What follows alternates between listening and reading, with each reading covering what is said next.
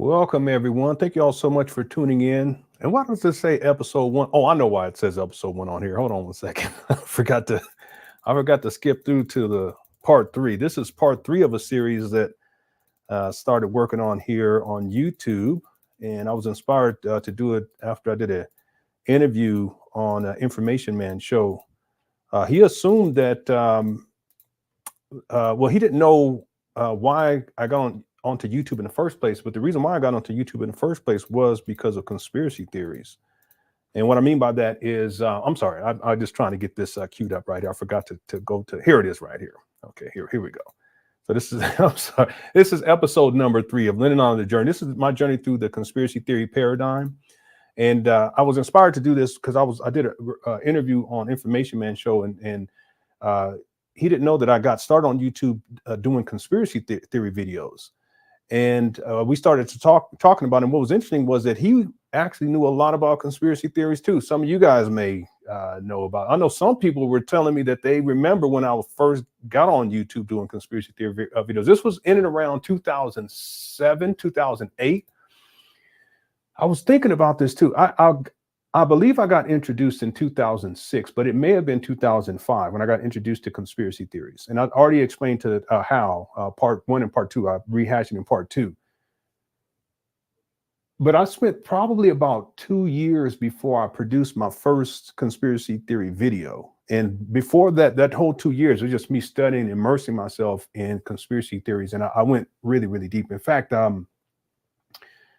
I've been having, this series has brought up a lot for me. One of the things that's brought up is just decisions that I've made. I think we'll get into some of those in this video. I'll be honest. I've made some really bad decisions. I still have to own up to them, but I know that I was influenced by the information that I was getting into during that time period. And I've made some really bad decisions. I have a lot of regrets about that. This series has brought up a lot of regrets for me. But the other thing is that it's part of the journey. And, I would say that I was stuck in the conspiracy theory paradigm.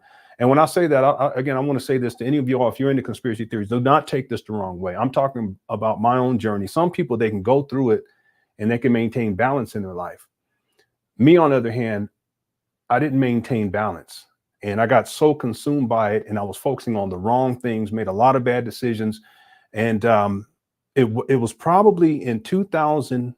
I think it was 2005. I keep saying 2006, but I think it was 2005 when I got introduced. But from that time up until about 2012, I was deep into conspiracy theories. That's a long time. And not just researching and studying and watching all types of videos. We'll get into some of that here today, but also producing content and then being interviewed on radio shows and all this kind of stuff. I've actually gone to different conferences, what people would call conspiracy theory conferences, and I've given talks and that type of thing.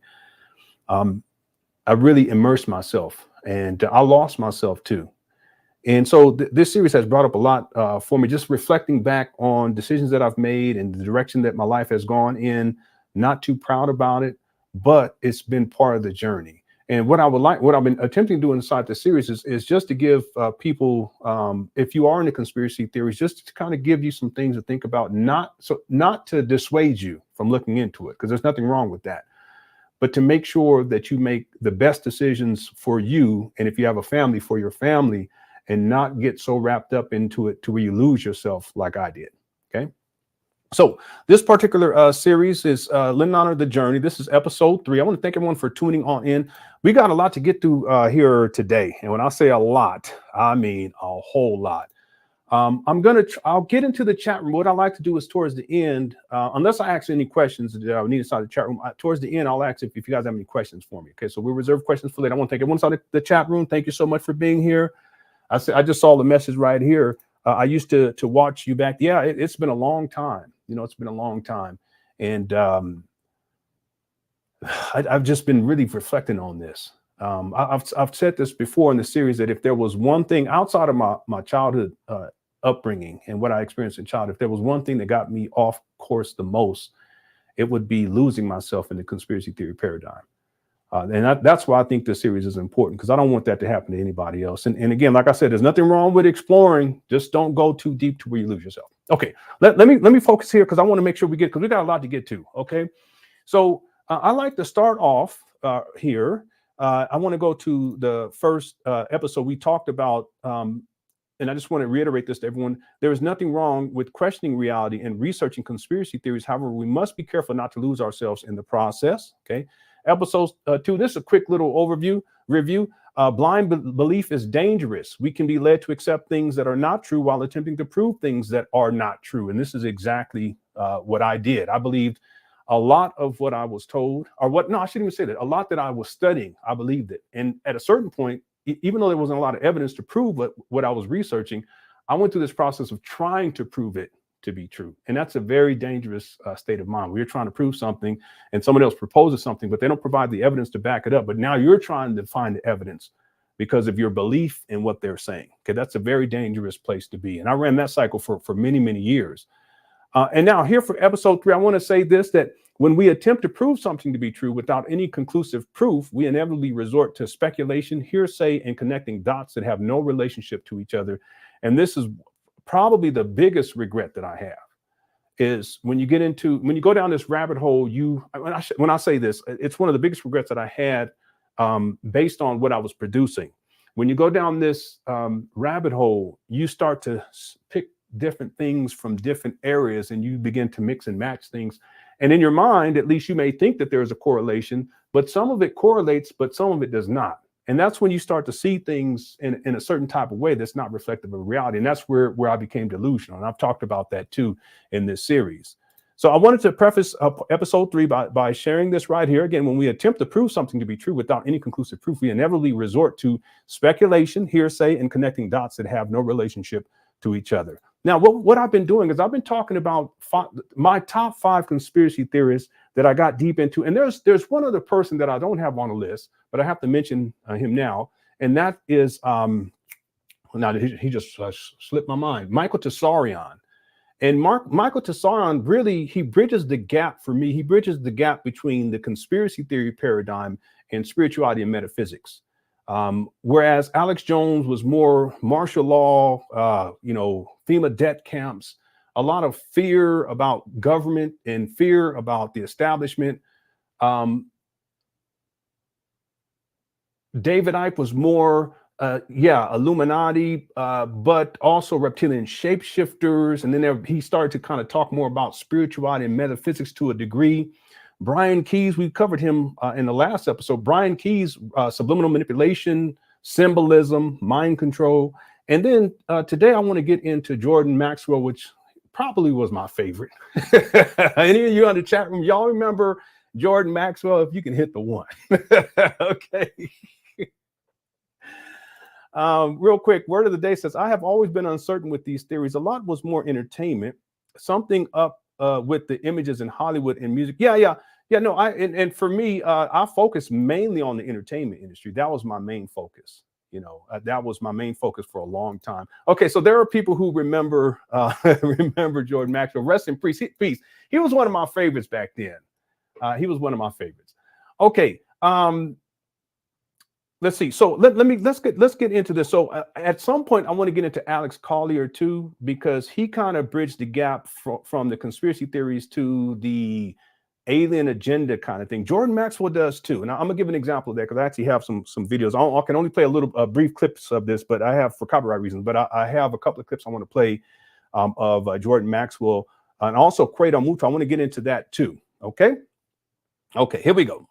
So here is David Icke, and I got into him in 2005. It may have been 2006, but I think it was 2005. I keep saying 2006.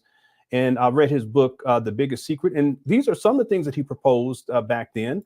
Reptilian shapeshifters, British royal family bloodline, Princess Diana ritual assassination, satanic rituals, blood sacrifice, PD rings, and then 9/11 was an inside job. Of course, Alex Jones, the Bohemian Grove was really huge. Martial law, the Sandy Hook shooting, satanic rituals, blood sacrifices, PDs, the homosexual agenda, and the 911 was an inside job. And then, of course, our last episode, we covered Wilson Brian Key, Dr. Wilson Brian Key. He talked a lot about subliminal messages, subliminal advertising, symbolism, mind control. He talked about the homosexual agenda. He didn't phrase it that way, but I knew what he was talking about. And of course, the Beat It song and video, which was what my first conspiracy video was based on his book, And we covered that in the last live stream for this series. Okay, and then I want to, oh, it looks like I messed this up. I want to read something to y'all, because this is something that someone in the comment section brought up in the last episode too. And they said that confirmation bias is a major factor in all this. And what that is a bias where an individual interprets evidence as confirmation of existing beliefs or theories. And for me, a lot of what I was attempting to do was to prove the theories of these, I was going to say it, these conspiracy theory giants, if you will, to prove their theories to be true, to find evidence that would lead me to conclude that their theories were true. But the problem with that is that really they should be the ones to provide the evidence. I shouldn't just accept it blindly or accept it based on belief, and then I go through the process of trying to prove what they were saying is true. And I spent a lot of time doing that. Let me read this one more time. Confirmation bias, a bias where an individual interprets evidence as confirmation of existing beliefs or theories. Someone said something else too was really interesting in the last, they posted, they said that, because in the last live stream, episode 2, there was a point where my audio went out. And what happened was my battery went out on my Sennheiser wireless lavalier microphone setup situation. The battery went out, and when it did, what everyone heard was this loud hissing sound. And someone said, now, if you were deep into conspiracy theories like you used to be, I might consider that to be the government trying to stop you from talking about these things. And I said, you know what? I probably would have thought the same thing back then. But really what it was that my batteries went out. And I know it sounds, and it sounds like a joke, and it may sound funny, but my mind at that time, I would have interpreted something like that in that way. I gave the example too back then where prior to getting into conspiracy theories, if there was a helicopter that would pass by, it would just pass by, no big deal. But more and more I got into conspiracy theories, and then there was conspiracies about black helicopters and special ops and all this stuff. I started to think that these helicopters, they were targeting me somehow. And so my head's on a swivel, and I'm dealing with this anxiety and fear and paranoia in essence. Well, this is what I mean by going too deep and allowing it to affect you, allowing the conspiracy paradigm to affect you in negative ways. Again, I think there's other people that probably are able to handle it in a more balanced way, but I went all the way off the deep end. Okay. All right. So that's what confirmation bias is, a bias where an individual interprets evidence as confirmation of existing beliefs or theories. What I like to do is I want to get into the reptilian shapeshifters, and this was proposed by Alex Jones. And the reason why this was important was because I never found any conclusive evidence that would lead, and I shouldn't even say evidence, but proof that reptilian shapeshifters exist and that they rule the world. And trust me, I spent so much time, confirmation bias, trying to find a way to prove that to be true.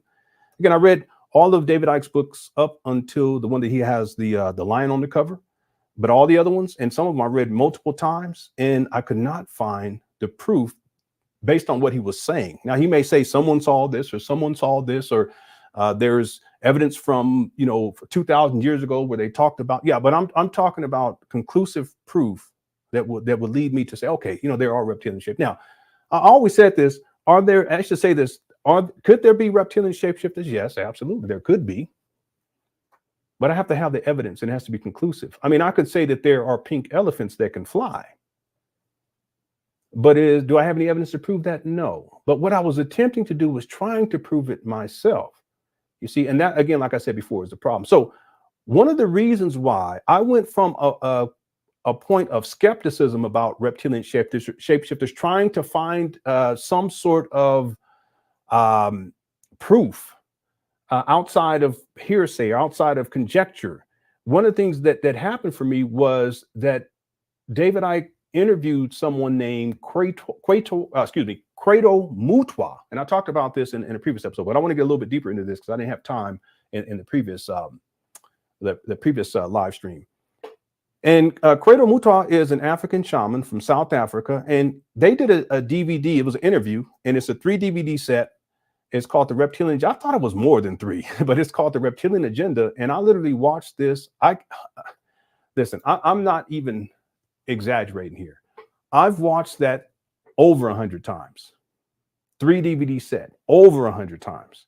I mean, there were times where I would just put it on and I'll be doing stuff around the house. One of the reasons why is because I wanted to confirm reptilian shapeshifters. But the other thing was that Credo Mutwa is such a fantastic storyteller. He's deceased, so rest in peace. He's such a fantastic storyteller. He's also absolutely phenomenal. I watched that over 100 times, and that's just getting deeper and deeper and deeper. I purchased all of his books. I read through all of his books. You know, anytime he wasn't really being interviewed all that much, but anytime someone would talk about him or talk about anything that he was talking about, I would tune into radio shows or be in forums and all that type of thing. But that particular video was one of the things that it got me to the point where I accepted reptilian shapeshifters as a personal reality. Okay. Now, whatever you may believe, that's not the issue here. The issue is that I came into the belief that reptilian shapeshifters were real based on hearsay.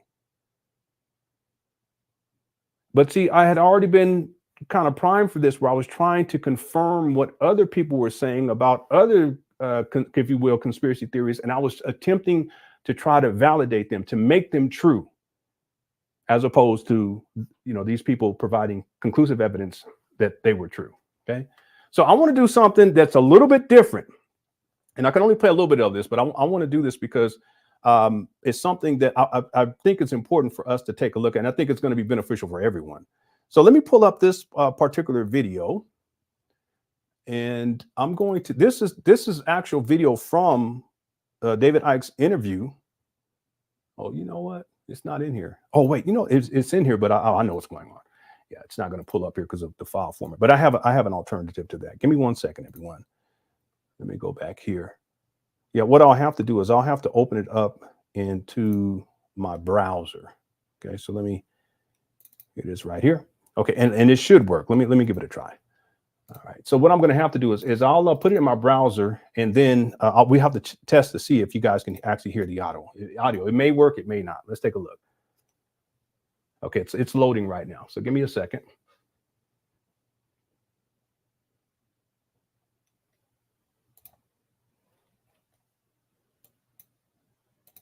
Okay, now this may work, it may not. Let's give it a try. Let me pull it over.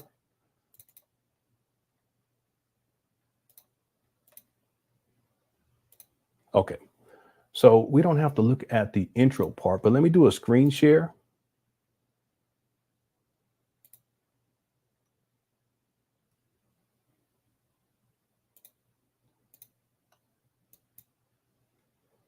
Okay, so let me know if you guys can hear the audio. Hopefully it will work. It may not work. And what I'll do, let me play just the introduction. And this is David Icke kind of giving an intro. And then I'll skip to the part that I want to go ahead and review it. And I can only play a little bit of this. Okay, so here we go. Okay, let me know if you guys can hear this audio.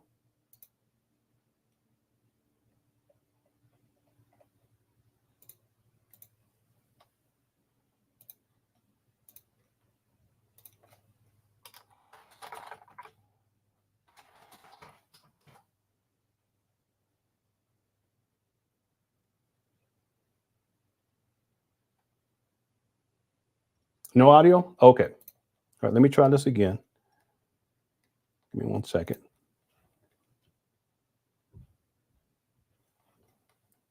Let me try this one. Oh, sounds great. Some people said it sounds great. Some people say no audio. Which one is it? You guys, come on, I need your help here. Come on. All right, let me try again here. I'm going to do a share screen. Okay, it should work this time. Okay, here we go. Okay, information man, how's it going, man? He said there's no audio, so okay, there's no audio. Here we go.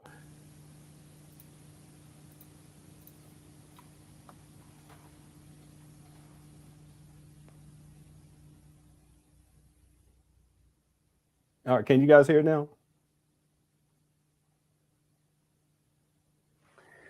Hello, and welcome to Africa, this enormous and astonishing continent. South Africa, to be more precise, just a short drive outside Johannesburg. How's it going, Bobby? And I'm here to talk to a remarkable man, Credo Mutwa.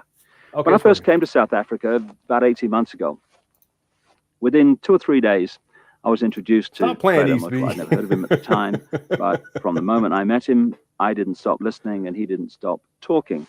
Yeah, he does. I can't, I should look up when this was done too. How's it going, Yafua? Let me look this up real quick. I'll be right back. For at least 5 hours. And within the first few minutes, I realized I wasn't just in the presence here of a man of great knowledge, and he's certainly that. I was in the presence of a genius, a unique human being. And Credo Mutwa is without doubt the most incredible man it has been my honor to meet. And he is, in my opinion, he's deceased now, so rest in peace. But I consider him to be a genius, and he was a very remarkable individual, very remarkable. So I agree with that. Credo is what some people around the world call a shaman, and some deeply, deeply ignorant people call a witch doctor. And to give him his official title, he's a Sanusi in the Zulu nation. Sanusi is the carrier, the keeper of the ancient knowledge of so much, including the ancient knowledge of history of Africa, where all this came from, where the people came from, what the truth of history is, instead of the largely nonsensical version of history that we get through the universities and the schools from very, very well-educated professors who know. There are only 2 Sanusis left in South Africa. Okay, so this the introduction. I could not find the actual date when this was produced. If anyone finds it in the chat room, if you can post it, please do so. Real quick, someone did say that there are you're absolutely right. There are conspiracies. Conspiracies are derived from hidden knowledge. The public has been kept ignorant to basic information. Yeah, I agree with that. But again, like I was saying, I'm not here to tell people that there aren't conspiracies, because there are conspiracies. I just want people to be careful about what they accept as being a conspiracy fact and what is a conspiracy theory. That's what you have to be careful. Because for me, I accepted pretty much everything. And that's a very dangerous place to be, where I accept every single conspiracy, and then I'm trying to prove it to be true, prove all of them to be true.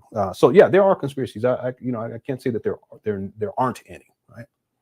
All right. So if anyone finds that when this actual video was produced, if you can post it inside the chat. So what I want to do is I want to go to a timestamp here. It's okay. So let's see. Okay, let me get over here. We go. Let me scoot this over.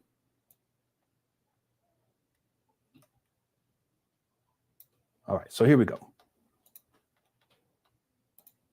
In Barotse land, in the west of what is today Zambia,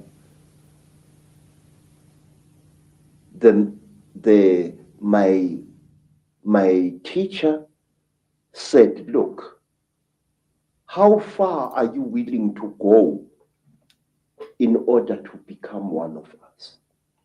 I said, I am willing to go anywhere. I mean, I watched this it's over 100 times easily. I watched this so many times. It just brings back so many memories. Even that hissing sound. I remember hearing that hissing sound too, with this, because it looks like it was recorded on VHS tape.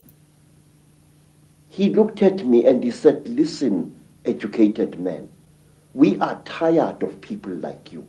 White men come amongst us to milk our minds and then to kill us. We want to be sure that we can trust you. And wait, sir. I said, great one, I am willing to do anything. He said, are you? I said, yes. And then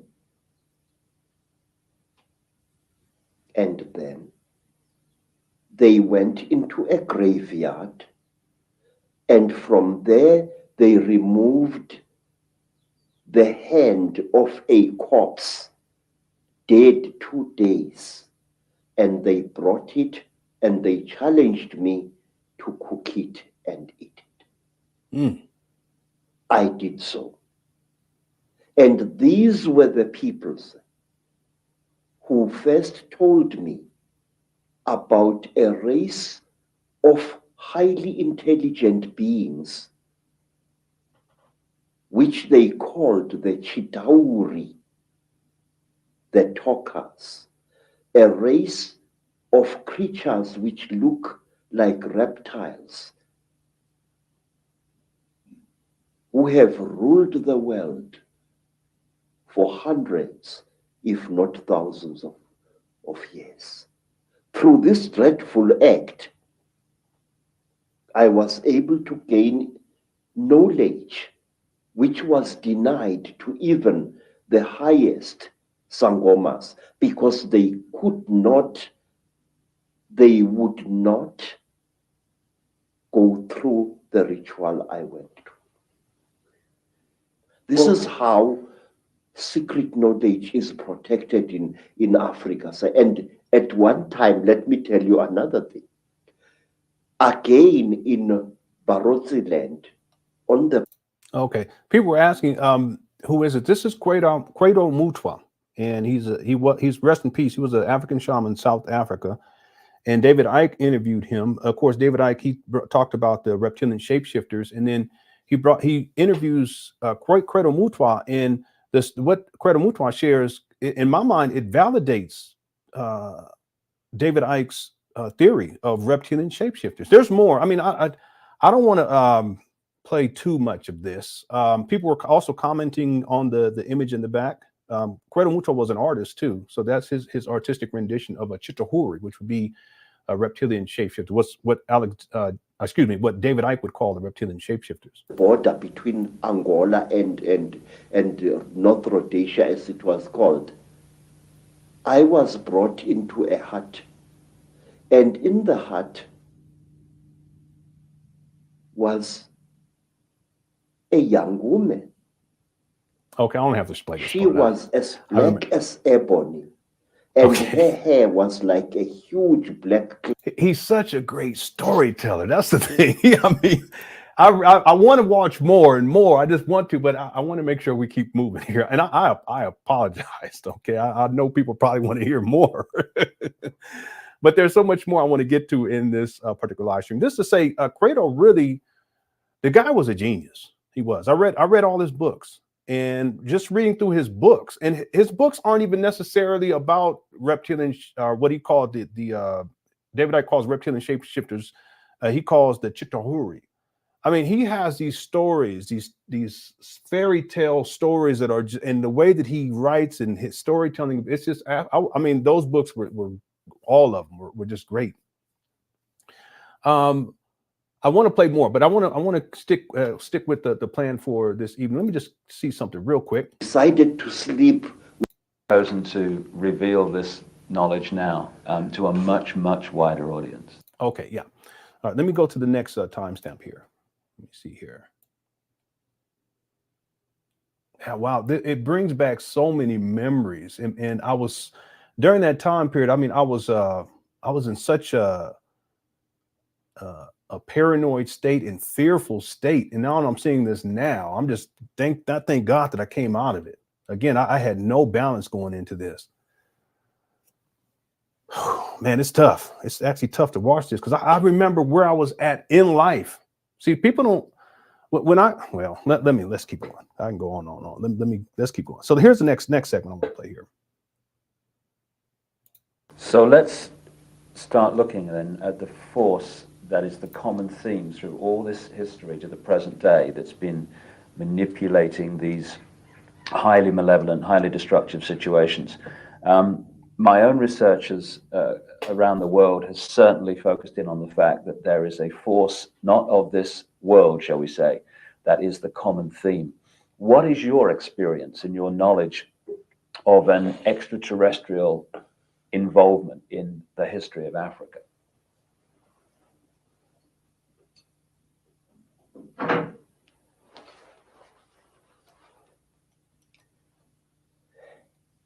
Oh man, I remembered when I first saw him pull that out. I mean, man, what you doing in here? My wife says we watched this for the first time right around the time of her. Let me tell you something. You're right. You see how it just brings back, and I'm so sorry, baby. I'm so sorry.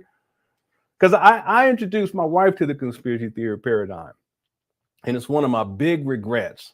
I mean, we were together and we were going through it together, but in retrospect, if I had more balance in my approach, it would have made a world of difference. But yeah, you're right. Now that you bring that up, I remember that whole time period, you know. But when he took this statue out like this, I was like, whoa, man. He has other ones too that he brings out different artifacts and stuff. Let's go. One of the most secret stories that was revealed to me, sir, is about these beings. This story was revealed to me first in Barotsident, then in the country today called Rwanda. Yeah, once known as Rwanda Urundi. Then I learned about this story at that time on the foothills of Mount Kilimanjaro. Yeah, I remember all of this. This is the story, a story you find throughout Africa. There was once a time when the blue sky was invisible, when the whole world was covered with mist, when you could not see the sun as it is now, you only saw it as a splash of white light moving slowly across the sky. At that time, there was an eternal drizzle every day of the year. At that time, people could not see the stars. People only saw the trees growing, trees which were very, very big. There was no desert at that time, only jungle everywhere where you went. At that time, sir, people were what we call in Zulu, ngubili. A human being was both male and female in one body. And out of the sky, one day came terrible objects. They were like gigantic bows made of huge gleaming gold. They were shaped like bows without strings, and they were bigger than the biggest mountains. They came out of the sky bringing great noise, black smoke, and fire with them. And out of those huge objects came them.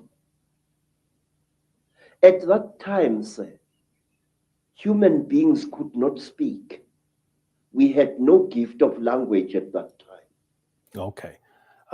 Just real quick, he continued, because I remember this. He tells a story and he talks about how human beings, we were both male and female at that time. And then these Chitahuri, that they set up they created these two caves. And one of the caves, he thinks something to this effect. One of the caves had a blue light in it. The other one had a green light in it, something like that, or red and green or something like that.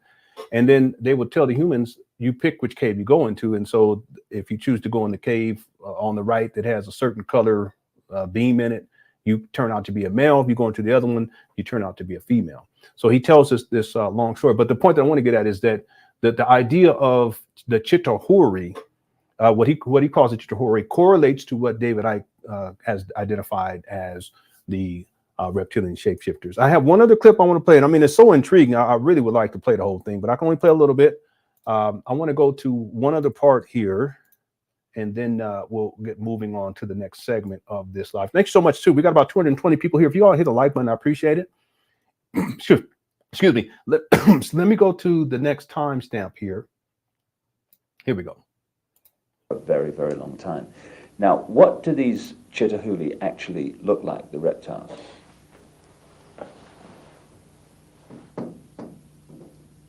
I'm not a good artist, sir. You're better than me, that's for sure. But This is how we believe the Chitahuri look like. They were created in this. You see, sir, you white people say that there are alien beings on this earth. No, you are wrong. The earth in which we live has produced 24 different races during its long existence. Please, this is how a Chitahuri looks like. It stands about 11 feet high. It is a very slender being which seems not to have a bone structure. Its fingers have no joints. They are more as if the bones in here were flexible. Some of the Chitahuri have got 3 claws with a thumb. Some have got 6 claws with a thumb. And some of the Chitahuris have got horns on their heads. And what surprises me is this. Some film producers, like the producers who make the film Star Wars, often show creatures in their films which actually exist, which even the most uneducated of Africans who knows this Chitahuri can identify. For example, in the new Star Wars film, what is it called? Star Wars or something like that. The Phantom Menace. There is a creature who amazes me called Darth Maul. Yep. Darth Maul. I remember when he said this, he got me right here. I said, wow, because y'all know I'm into sci-fi. He's talking, no, it's not Jar Jar Binks. He's talking about Darth Maul. And let him finish. Here we go. Is a red and black being with a ring of small horns right round his head. That is exactly what the Chitahuri look like. Some have got ordinary heads without any horns on their heads. These are the lesser Chitahuri. But the royal Chitahuri have got a ring of sharp horns all around their heads.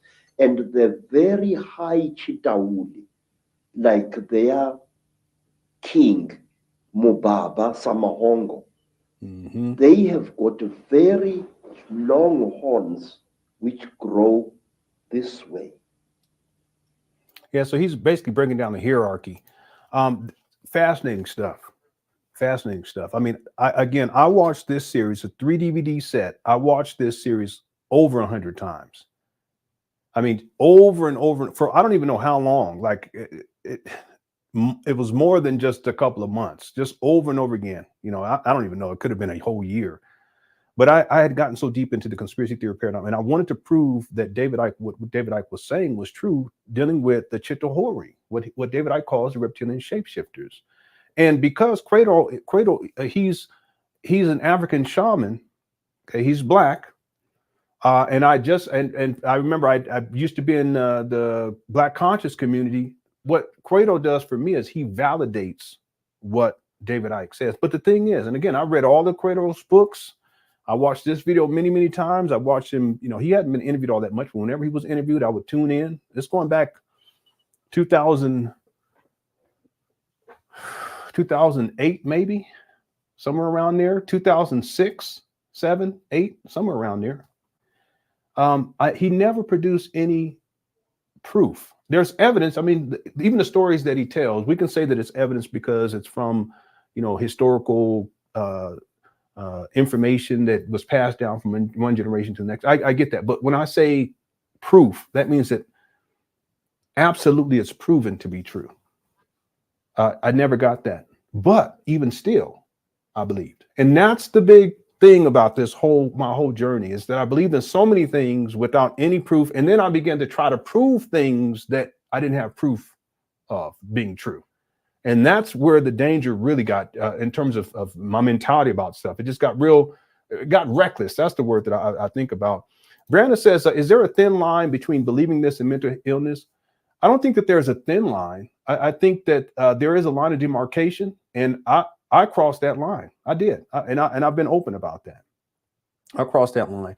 I would propose that I crossed the line before, even before this, seeing this series, the Reptilian Agenda.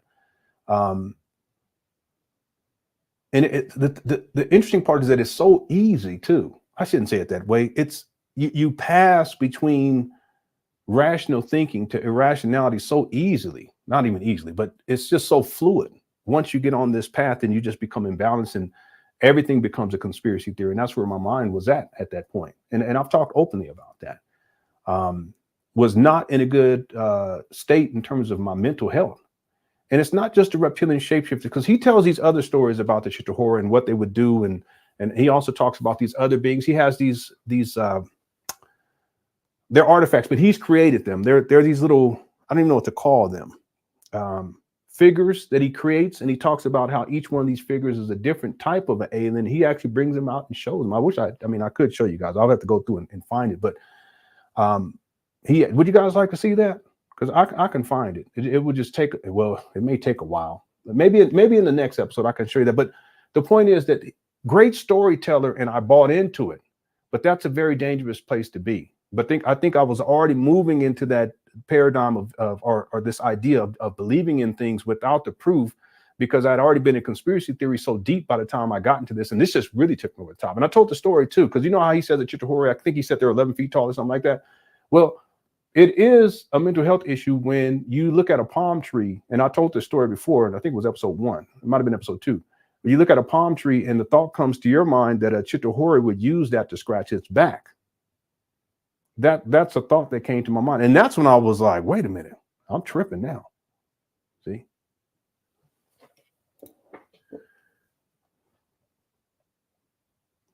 Latoya says, now I can't with the reptilian thing like that, but I have seen videos in which certain people appear to glitch and their eyes were strangely fluttering in a way that resembled. Yeah, I remember that.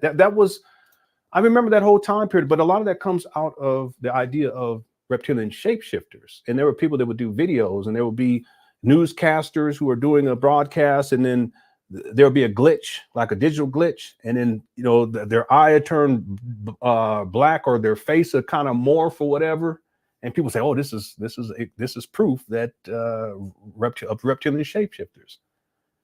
I actually believe that stuff too. Okay, but at a certain point I just said, wait a minute, that's not what that was. From my vantage point, that's not what that was. It's just glitches, just digital glitches. It's digital medium. It happens. It doesn't happen all the time, but when it happens, it happens. It still happens to this day. Sportscasters may be in another country. It doesn't happen as often, but back then it happened often. They may be in another country, and the feed, there may be a bottleneck somewhere in terms of the data being passed, from the other side of the planet here, and things slow down, and all of a sudden it gets glitchy. And then people would say, well, that's him morphing or her morphing. He or she is a reptilian shapeshifter. Okay, I've been there. Okay, I've been there. What's up, James G? C's in the building as well. Give a couple of shout outs. Let me scroll down here. Ladies in the building, thanks for being here, lady. Yeah, he brought up Star Wars, and that got me, because you guys know I'm deep into sci-fi. I'm working on a Star Wars documentary right now. Let's see, Lenon, I'm glad you're doing a series on conspiracy theories. I was really into it and intrigued by the theories and stories, because even the ones that aren't true, it amazes me how people come up with stories. Yeah.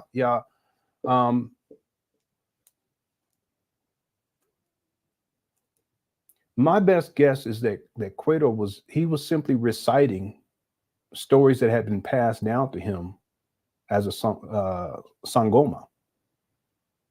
But if you guys look at his books, and I read them, I mean, the books are like this thick. My wife read them too. He's fantastic. I can't even express you guys how incredible this guy is. But if you read his books, he tells all types of stories, but it's part of the folklore of his people. Okay, does that mean that there are reptilians that were called the Chitahuri that actually exist? Not necessarily. We would have to have conclusive proof, and that never was delivered. Even still, though, Douglas, I believed it. I believed it. All right. Okay, let me just check in your chat room real quick. Then we're gonna get to the next segment here. Alex says, I believe in lizard people for about 2 minutes. I panicked and had to pull over. Oh my God. Wow, that's woo, don't do that. No, I believed it for a while. It was a while. Then finally I started to come out of that, and then I was kind of angry. You know, I was angry. I was like, you know what? I can't believe, and they just believe I believed. Bigfoot, Leviathan, Behemoth, Dogman, giants of all kinds, mermaids, etc. All okay. All right. Well, I'm sure there got to be some giants somewhere. How's it going, Case? It says, oh, I just got here in time for the Alpha Centauri. Yeah, well, he talks about that too, though. That's another part, and I would have to find it, but he talks about the star system. I think it was him of Sirius or Sirius B, I think, or something like that. All right. Okay. Real quick, Sophia, putting evidence is not proof. Okay, these are two different things. Evidence is used to prove something, but the evidence has to be conclusive to prove something. Okay, so evidence and proof, they're not the same thing. One can say there's evidence. Let me give you an example. One can say that there's evidence that tomorrow it's going to be hot because today is hot, but that doesn't necessarily prove that tomorrow is going to be hot. See, matter of fact, let's do this. Here, let's do this.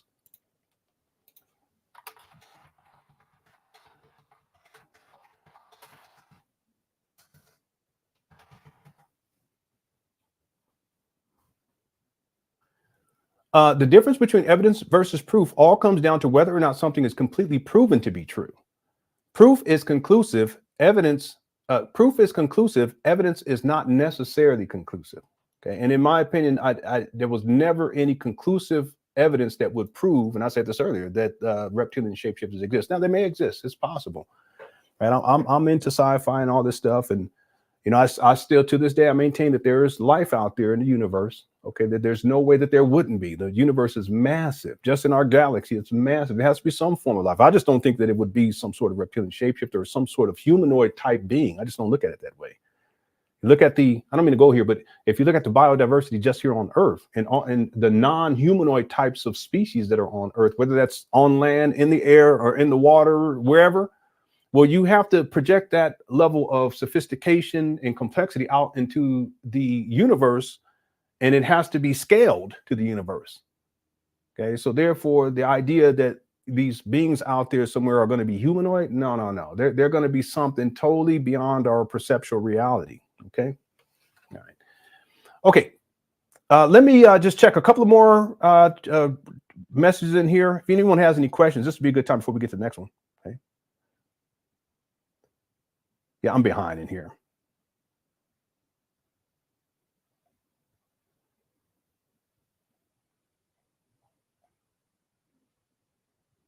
Okay. Yeah, you're right. I believe that. James G, stop playing. Stop playing. All right. Okay, so let's get to the next part here because I want to keep going here. We're already at an hour. I want this just to be an hour, but I want to get through this. So here is again Credo Mutwa. And I mean, he was a hero of mine. I believe what he said, and I accepted reptilian shapeshifters as being conclusively proven, although later I realized that it was not conclusively proven.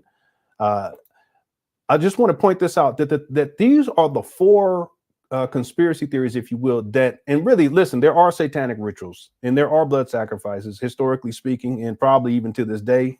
And yes, there are PD rings, but these four are the ones that caused the most amount of fear and anxiety in my life during that time period. Reptilian shapeshifters, satanic rituals, blood sacrifice, and in particular, blood sacrifice of children, because that's another one of the things that were talked about quite often. And then one of the things that really took me out was the PD rings. And just to be clear about this, I talked about mental health. These are some of the things that I suffered with in retrospect. And one was anxiety, paranoia, hypervigilance, and then delusion. Okay, I break these all down. I think it was in episode 2. So if you haven't seen episode 2, please take a look. And this is after over 2 years of digging deep and really going off in the deep end and everything. I mean, all of my free time went towards conspiracy theories. Okay, even when I was at work, I was thinking about conspiracy theories. All right. Driving home from work, I'm thinking about conspiracy theories. When I'm at home, I'm researching, I'm reading books, I'm watching DVDs, I'm on YouTube, I'm on Infowars.com. I mean, it just went on and on and on for a long time. Yeah, I was gone, bro. When I say gone, I mean I was way out there in space, as we used to say. And I'm sorry for this. I messed up the thing here. I'll read this to you. I had anxiety about my children's safety, Illuminati, Satanism, the government agencies, population reduction, FEMA debt camps.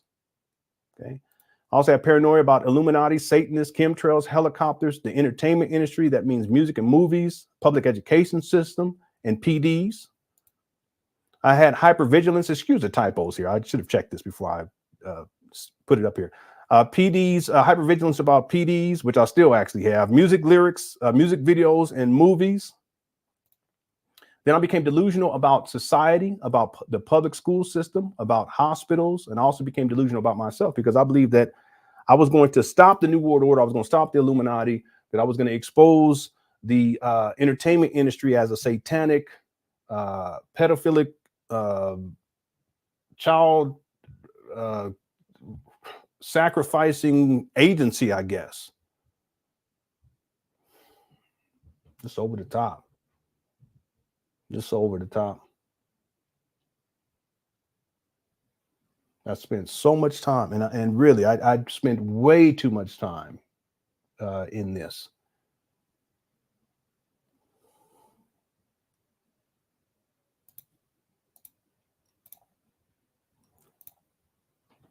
Speaking of public school, this is something that I wanted to get into during the last live stream. So we have 240 people here. Wow, I'm surprised we got this many people here. If y'all hit the like button, I appreciate it. I wanted to point this out because I had talked about earlier just making certain decisions during that time period that I really regret. And I had a strong fear about the public school system. And I talked about some of the reasons why in the last episode. If you guys haven't seen that. But the one thing I wanted to point out was this book that I read, and my wife and I, we both read it. It was by John Gatto. It was called Dumbing Us Down, The Hidden Curriculum of Compulsory Schooling.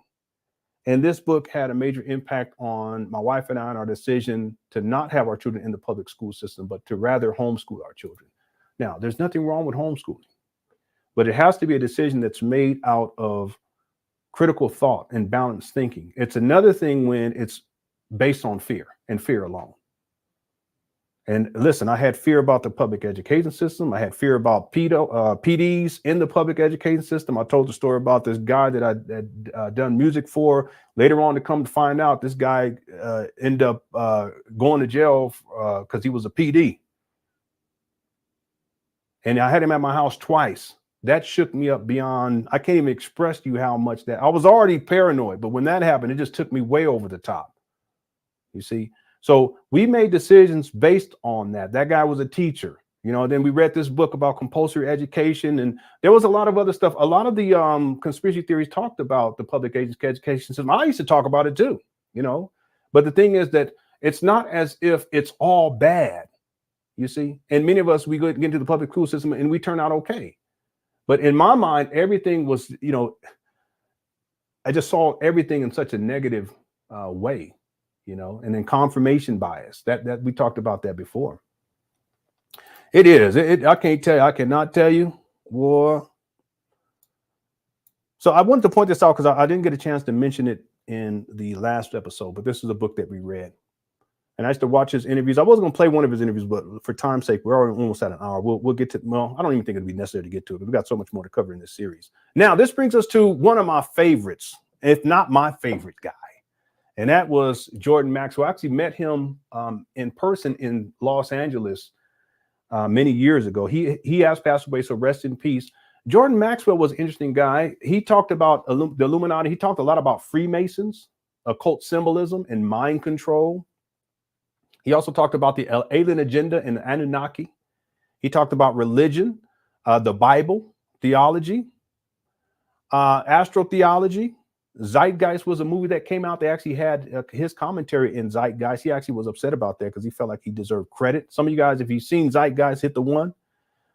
he also talked about sovereignty, birth certificates, admiralty law, common law, and natural law. And I got to tell you that those last two had a huge impact on me and on my wife. And I'll get into that a little bit later. That's when I want to talk about decisions that we made. It was based on a lot of what Jordan Maxwell's information in terms of sovereignty, birth certificates, admiralty law, common law, natural. In fact, it was through Jordan Maxwell that I began to look into more science. All right. Then I started getting to people like Taj Tariq Bey, okay, and others, but mainly Taj Tariq Bey.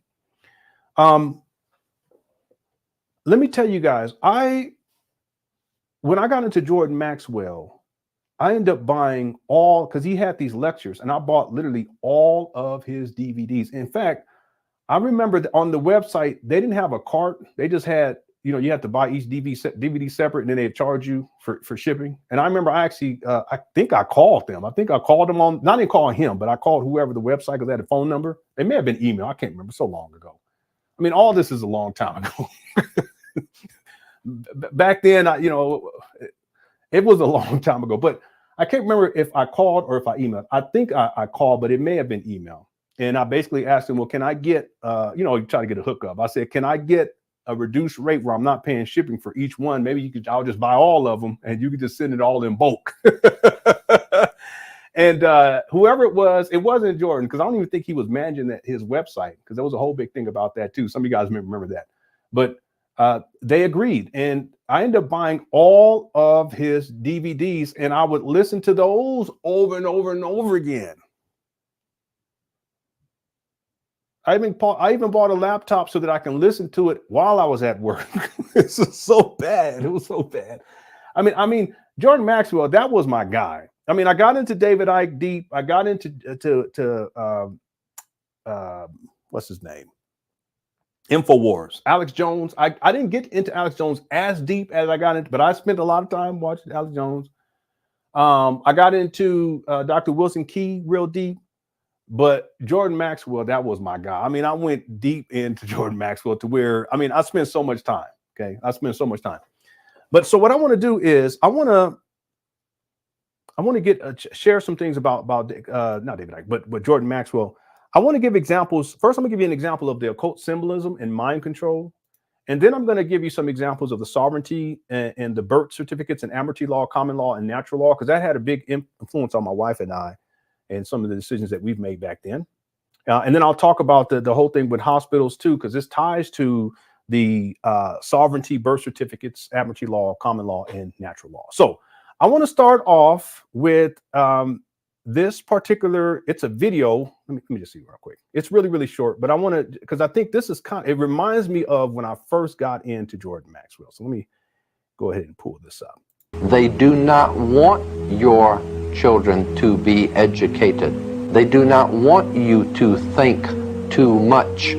That is why our country and our world has become so proliferated with entertainments, mass media, game shows, television shows, amusement parks, drugs, alcohol, and every kind of entertainment to keep the human mind entertained so that you don't get in the way of important people by doing too much thinking. You had better wake up and understand that there are people who are guiding your life and you don't even know it. And all American citizens, I think, have suspected something like this is going on.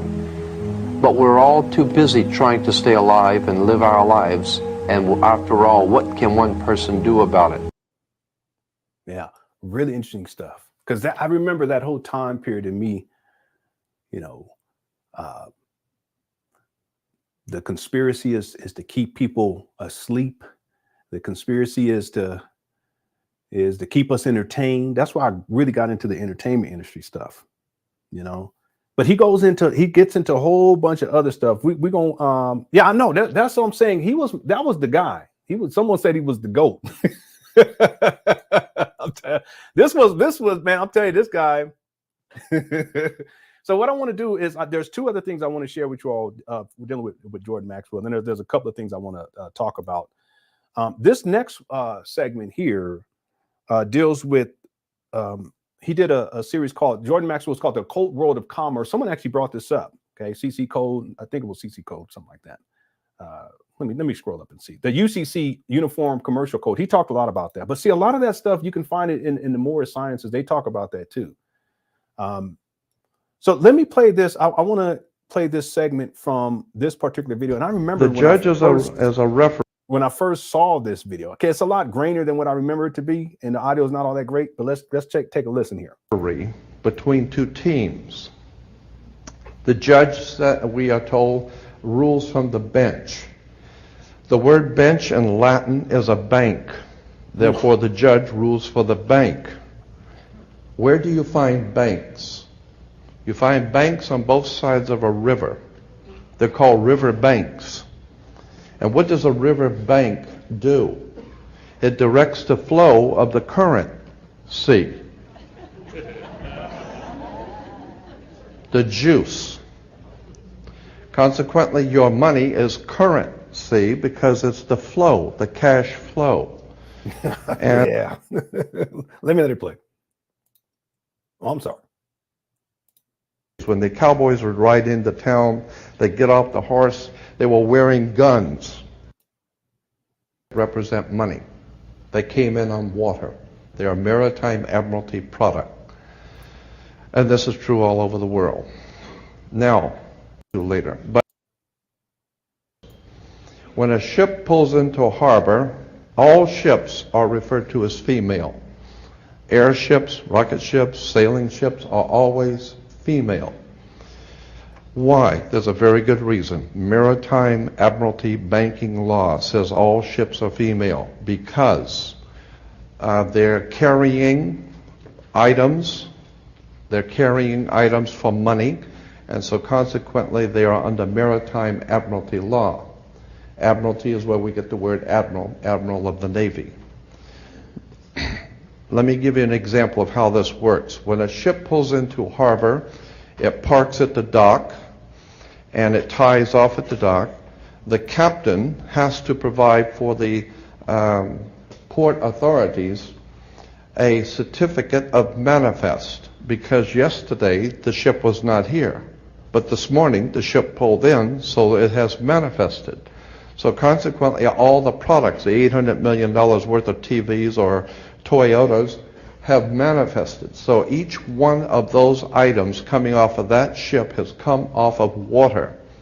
And they has come in a ship. And consequently, on a ship, all ships have a captain. The word captain comes from a Latin word capital, money. So the captain represents the money that's on board the ship. And as I said, the captain has to present to the port authorities a certificate of manifest for each and every item. How much does it weigh? What color is it? How many doors does it have? Etc. Yeah, and consequently, the captain presents a certificate of manifest. The ship is sitting in its berth. Wherever a ship sits when it docks is called its berth. She sits in her berth, berthing a ship. Consequently, all the items, as I said, coming off that ship represent money. They came in on water. They are maritime admiralty product. And this is true all over the world. Now, when you were born, your mother's water broke. And when your mother's water broke, you came out. And this is why you have to have a birth certificate, because you are a maritime admiralty product under international law. This right here, boy, I tell you, when I heard this, it changed. I mean,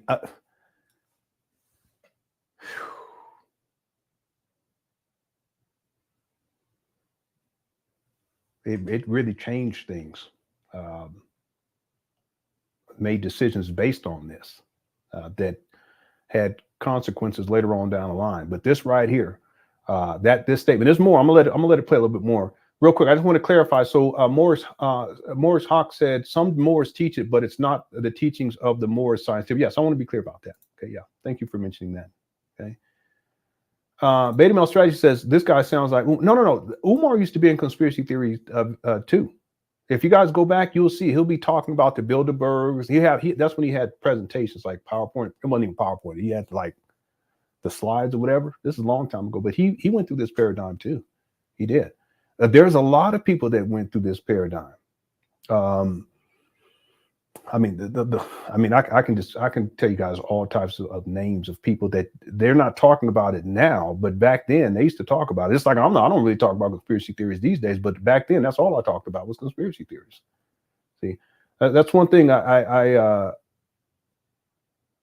can see my progression through the conspiracy theory paradigm, how it became so real to me that I didn't question it anymore.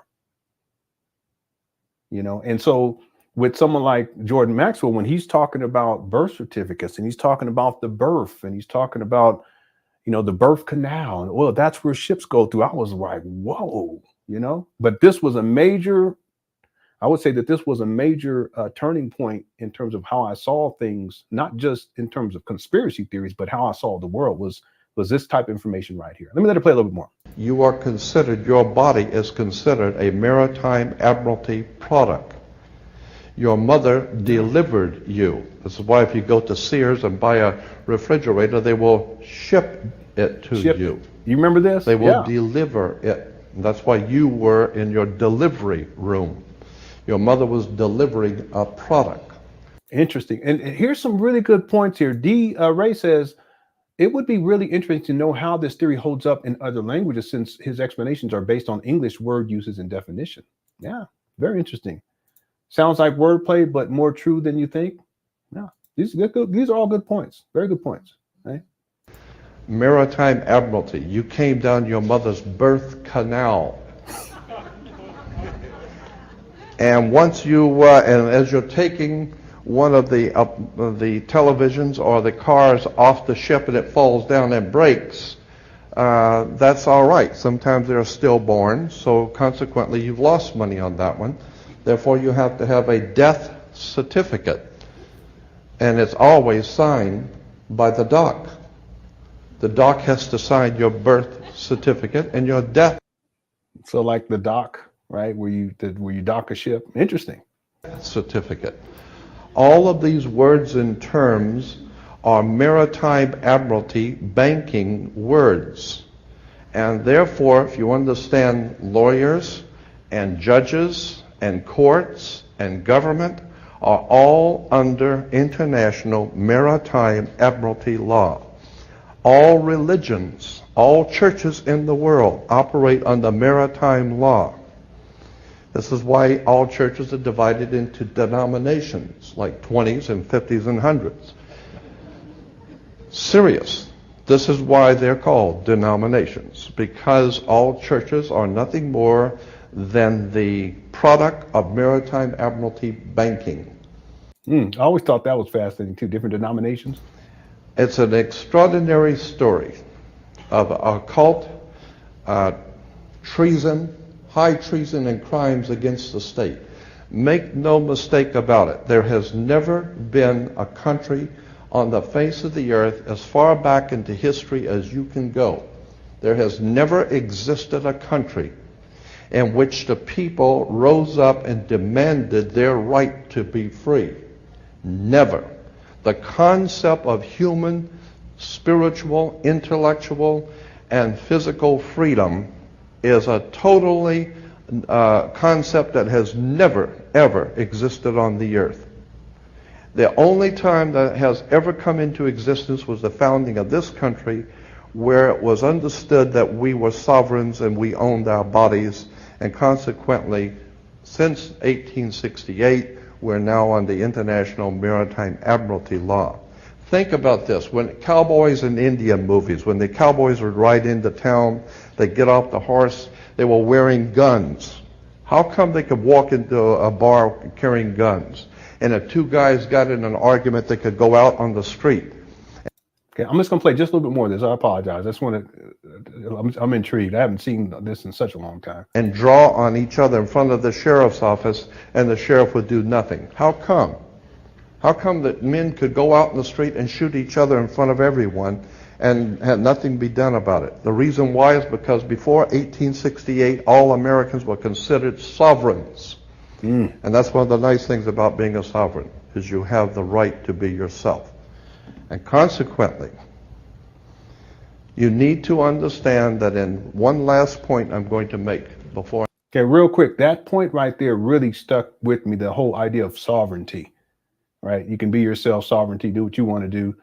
That had a profound impact on me and decisions that my wife and I made, you know, during that time period. Let me let this play. I introduce your speaker. That in 1868, there was a corporation founded. Anyone can incorporate a company. Well, in 1868, there was a company incorporated. And in that particular company, the founders of that company called it, they referred to it as the United States Corporation. And they stipulated that anybody who would be a member of that corporation or work for that corporation would be called not an employee, but a citizen.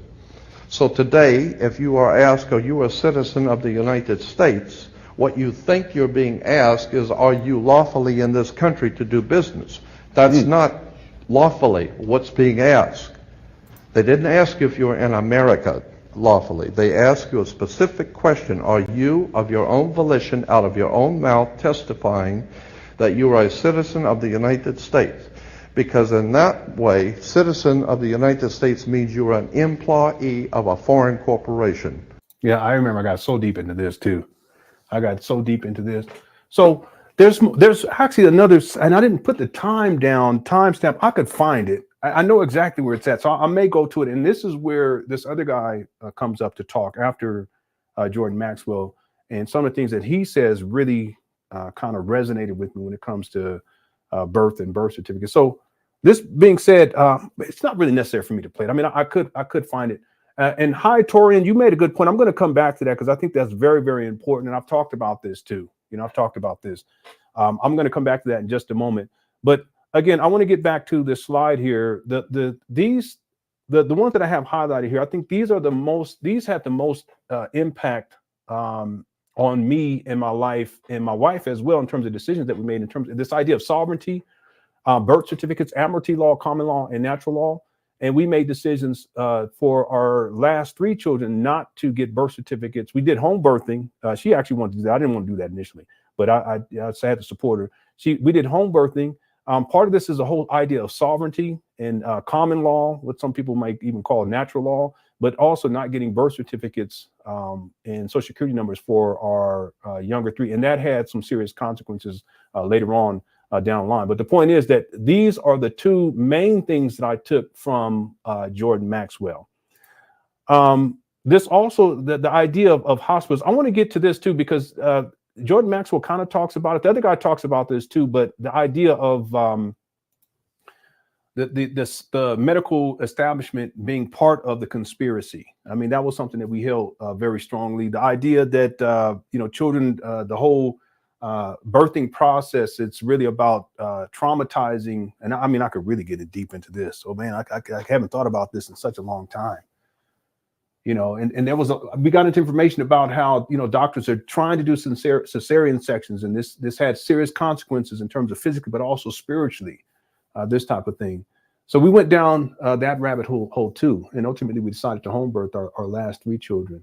I would say too, though, even with our first 2, we did it at a birthing center, but that was just our way of trying to not do it at the hospital because we had a lot of fears. But a lot of that comes out of the conspiracy theory paradigm, you know, of just having fear about the medical establishment, so forth and so on. I mean, there's people who still have those types of fear, right? Okay, let me, I want to find this part in this video, and then I'm going to come back to a comment that I had highlighted up here. I still have it, but let me go to where this guy starts talking. This guy right here. I don't even know who this guy is. I think he was the main speaker, but Jordan Maxwell came on to, here it is right here, to kind of do an introduction, which really should have been the other way around. But let me play just a little bit of this, and then we have a couple of more. We got one more video to look at, and then we'll be finishing up. Thanks everyone for being here too. We got about 250 people here. If you guys can hit the like button, I would really appreciate that. Here we go. It's being extracted out of your bodies, out of your sweat equity, out of your labor. So the whole thing is based about one thing: commerce. Okay, Jordan said in the ship, you know, when a ship is pulled into a dock, it's docked, and we go back to what happens when a ship pulls into a dock. It has to present a manifest a certificate of manifest. It's really simple. It's all about forms. Everyone ever see that movie Brazil? Okay, that's pretty much the system we're operating in today if you take a closer look at it. So you have a certificate of manifest, and it just describes all the property that's on the ship. Ship sits in its berth, as Jordan mentioned earlier. There you go.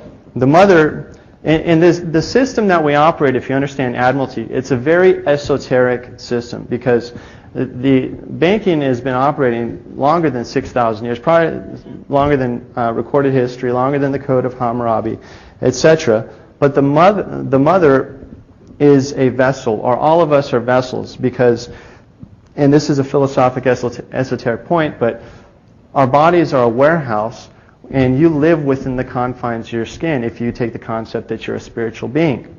Okay, so it's an energy vessel. So the mother is a vessel delivering a product, swimming down the rivers of the birth canal, and it's delivered to the dock or the dock door. And what is it? It's delivery of a human resource, because that's all we're considered, humans.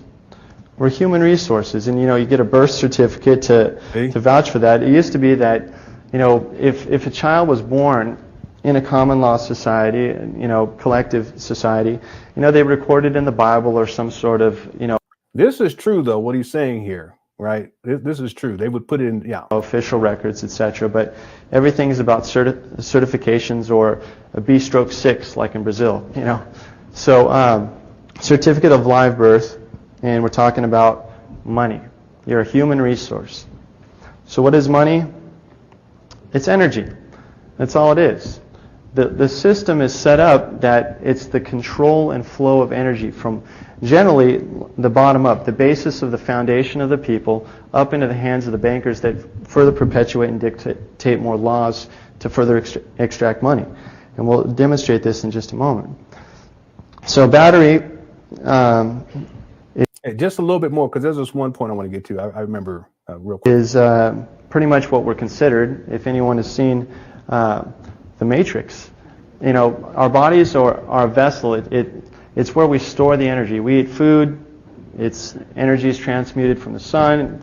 It goes up the food chain if you study biology, and the energy is stored in our fat cells. Well, take a look at this. A nursery, in essence, if we're talking in the world of Admiralty and the ship pulling into the dock and getting the port, coming into port, and we're getting all this paperwork, and it's all about money. The nursery is an energy farm or a monetary farm. It's a production house, kind of like the Matrix, So we're going to go into... Okay. I wanted to get to that part because he brought up the Matrix, and that movie, I talked about this in a previous episode. It had a big impact on me and a lot of people. Just the idea of, we're in this false reality, and we have to find the truth, and we have to get out of the Matrix. And that was earlier, but by the time I got into conspiracy theories, it kind of fit within that, and the idea of being sovereign from the establishment, right? That really was something. And in retrospect, not to say that it was the worst thing that I could have done, but it definitely was not the best thing that I could have done. Just getting into that information, getting way too deep, and taking it too far. Okay, there was a question, or no, a comment, and we're almost done. Okay, thank you guys so much again for being. I didn't mean for this to be this long. I was really trying to keep it under an hour. But I want to read this because it's so very important. I actually talked about this. I think it was in episode 1. One thing I find interesting is that people who give conspiracies the most energy often aren't very present in their real day-to-day lives. Loved ones and close friends often confirm this, and this is true. This is true. Part of when I talk about regrets was that I really started to pull away from society because I felt like society was so corrupt. Because a lot of the conspiracy theories, it presented, this idea that, society, everyone's asleep, everyone's a sheeple, the banking system is corrupt, the government is corrupt. And listen, is there corruption? Yes. But when you think that everything is corrupt, that's where the problem resides. And that was the case for me. I just took it to the extreme, and I didn't focus. Like I said before, in the previous episodes, I didn't focus on the right things. I was so focused on conspiracy theories, and it really put me on a path that I really wish I hadn't gone on. You know, but it is in the past. You know, I just wish I hadn't gone on that path, down that path, because I think my life would have been a lot easier later. You know, but it is what it is. So this is a good point. Okay. All right, let me get into this chat room real quick. Yes, I know there's widespread corruption, but it's another thing when you see everything as being, you know, this is the Illuminati plot, or this is, you know, that's a whole other space to be in. Okay, there's one other video I want to show, but before I do that, let me just get back here to, because I want to make sure I got to everything. Yeah, okay, so this is the kind of right before we get to the next clip. So Jordan Maxwell, again, he talked a lot about Illuminati, the Freemasons, occult symbolism, mind control, religion, the Bible, theology, astrotheology, zeitgeist, sovereignty, birth certificates. I just kind of played a little bit of that, and admiralty law, common law, and natural law. But another thing he talked about, at a certain point, he started talking about the alien agenda and the Anunnaki, amongst other beings. And this is where I started to accept ideas, and it's not just with from Jordan Maxwell, because this is kind of like my introduction into, because there was another guy named Zachariah Sitchin. Anybody remember him? Hit the one. But more specifically, I got into Jordan Maxwell deep, and I want to play a clip of him talking about the extraterrestrial presence. So let me pull that video up here.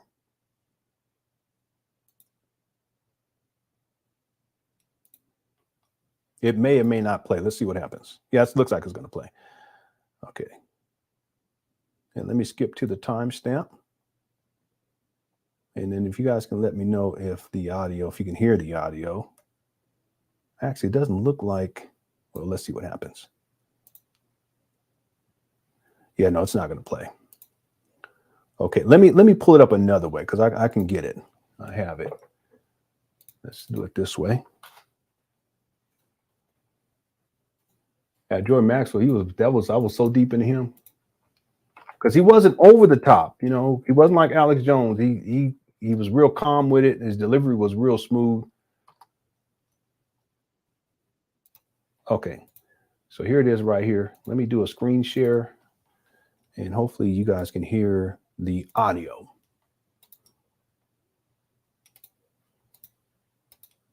Okay, let me know if you guys can hear this. Here we go.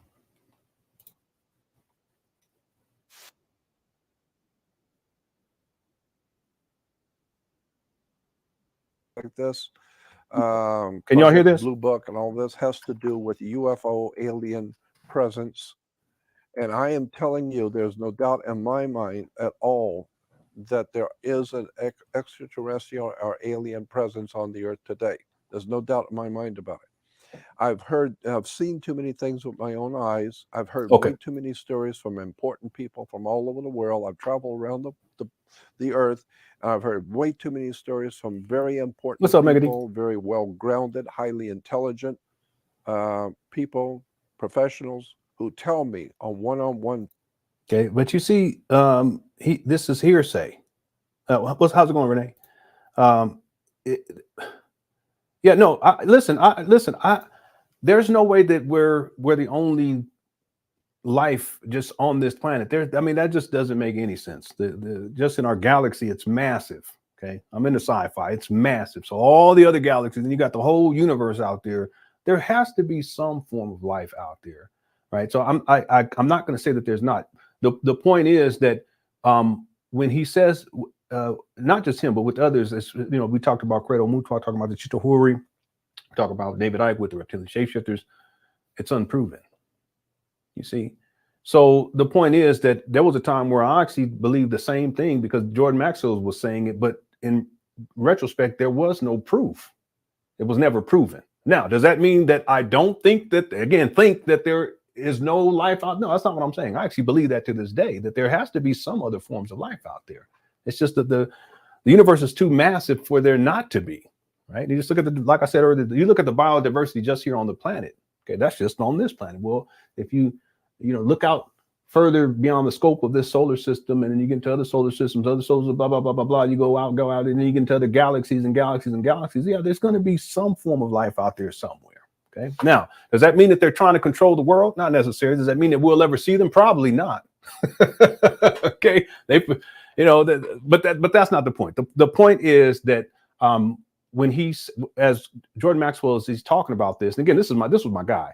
He's saying how other people have, well, that's called hearsay if they're just saying it, but where's the actual proof? He never provided any proof. I'm gonna tell y'all something else. Let me just do it now. And this is my guy, okay? Out of all the people that I've talked about, this is the guy that had the biggest influence on me, especially with the sovereignty and the maritime law. And okay, I remember, and most of you guys have not heard, so none of y'all probably haven't heard this, but he was on a radio interview. They were doing a radio interview, and he was talking, and somehow they got onto the topic of dinosaurs, because there are people that would say that dinosaurs didn't exist. That was an experience, a conspiracy theory that I actually believed in. Man, I can tell there's a lot that I used to believe, but there is evidence and that would lead me to conclude that there were dinosaurs. Okay, you know, fossils and stuff like that, right? Some people still argue, well, I never seen it. Okay, I get it. But I believe, based on what, you know, that some of those conspiracy theories were, that that dinosaurs never existed. Okay, some of y'all may still believe that's okay. But he was they were asking him something about dinosaurs or something like that, and he said that he was in the LA area, and I can't remember where or whatever, but he gave an area, and then he said one time he was looking out, and it was a clear day, so he can see miles and miles away, like in, you know, way down. And he said that he saw a pterodactyl flying.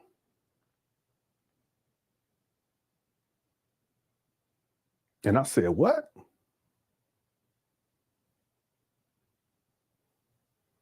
And I thought about it. I said, wait a minute. If you saw a pterodactyl flying, wouldn't there be somebody on a cell phone or something, or way back then, I don't know, a VHS tape or something that would record that, and this flying over in the LA area? Somebody would have gotten, you know. Then I was like, well, how would you know that it's a pterodactyl if you see it way down far and you can see miles down? I don't know. Maybe you could. I don't know. But that to me was like, wait a minute, what's going on here? Anyone ever remember that? Because I remember I listened to it and I kept listening like, wait, is he saying that he saw a pterodactyl? And yeah, that's what he said. So listen, no. Oh man. That was when I was like, wait a minute, something's not quite right here. I don't know if he was saying it for shock value or what, but I remember that, in that kind of, out of everything that I heard him say, I think that was really what made me kind of start backing off and just being so rah about everything. Like I said, there's nothing wrong with going down a conspiracy theory paradigm, and people say things that are true. David Icke has said plenty of things that are true.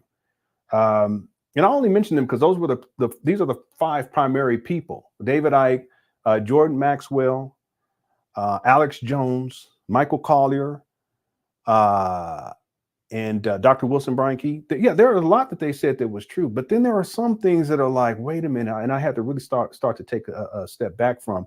And see, the thing is that initially I just believed everything. And Jordan Maxwell, that was my dude. But when he said that, that's when I said, wait a minute, I got to start looking at this differently now. I need to really start to look at this.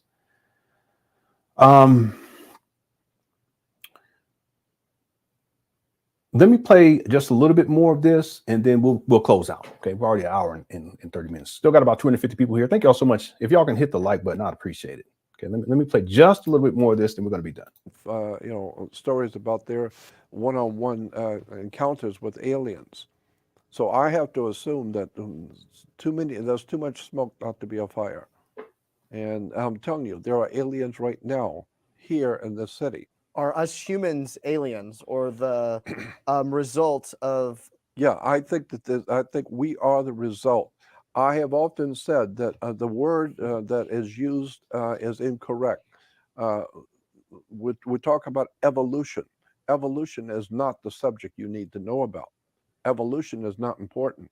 What is important is intervention, not evolution. And speaking of intervention, who are the Anunnaki? Oh, exactly? yeah, because, well, if you go back to the Bible and and I believe that both the Old and New Testament is an encoded story. That's a whole different subject, but I believe that the Old and New Testament, especially the New Testament, is an encoded metaphor. It's encoded, telling you something real important, but you walk right past it. That's why the Bible has Jesus saying, you look with your eyes, but do not see. You listen with your ears, but you don't hear. And with the heart, you don't get the sense of it.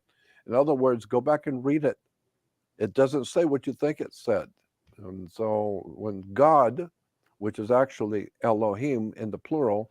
And okay. Yeah, I mean, I got into all this information. In fact, I would say that some of this got me, well, I didn't want to go there.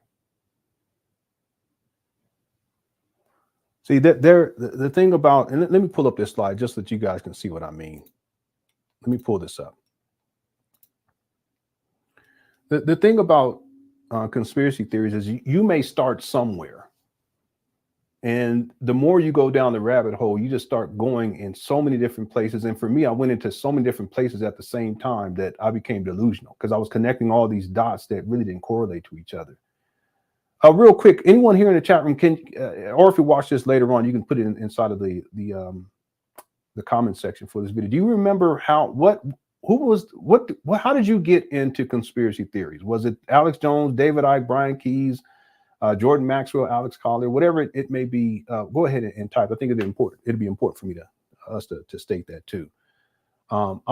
Before I move on though, real quick, I want to just get to these quick comments. Phil Valentine had the most influence. He had a major influence on me. I interviewed him and everything. I think I interviewed him twice actually. He had a major impact on me. I got into him a little bit later, but it was still around the same period. It was like maybe a 6-year window. And I got into him, and that's when I was getting into Dr. Delbert Blair. And if my memory, well, I don't remember if he talked about aliens or not. Someone said, I have family members who's lost in canon theory. I don't even know what that theory is. Is it a newer one? I have no idea. Yeah, I'm a little behind. I haven't been into conspiracy theories, and it's been a long time. I can't even remember.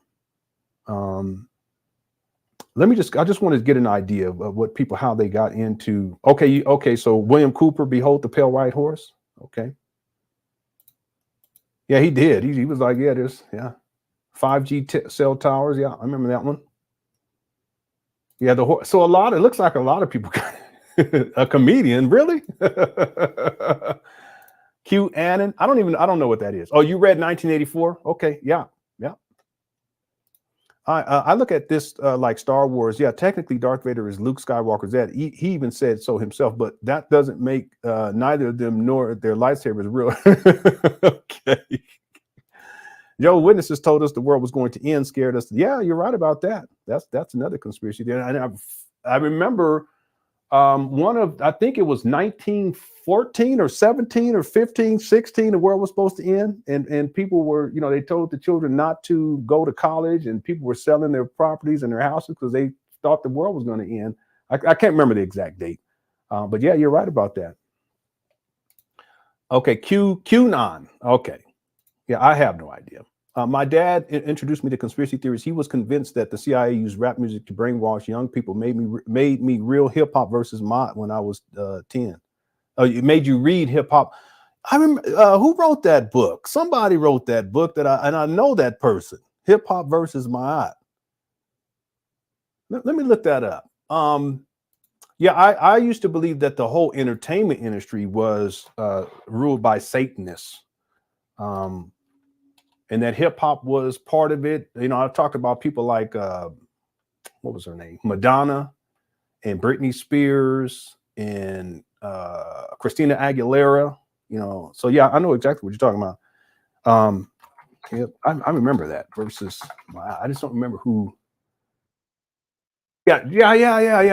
Okay. Yeah. Joanna Kundusu. Yeah. Okay. Yeah, I remember that one too. The name, when you said it, I was like, okay, wait a minute, I've heard that before. Yeah. So you got into it through Mark Passio? Yep, I've interviewed him. I've met him several times in person. Oh, Art Bell, Coast to Coast. Yep, I used to listen to that all the time. Yeah, it looks like a lot of people was the Pale White Horse when David Icke talked of Agenda 2030. Okay.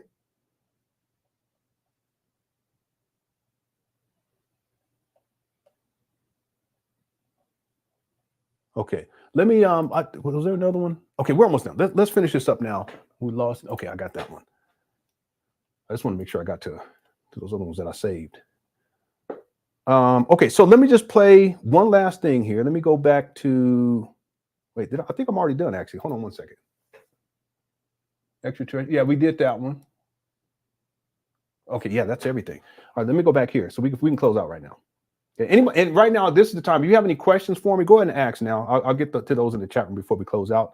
So these were my top 5 conspiracy theorists: Alex Jones, David Icke, Brian Keyes, Jordan Maxwell. There's connections that we can see between all of them.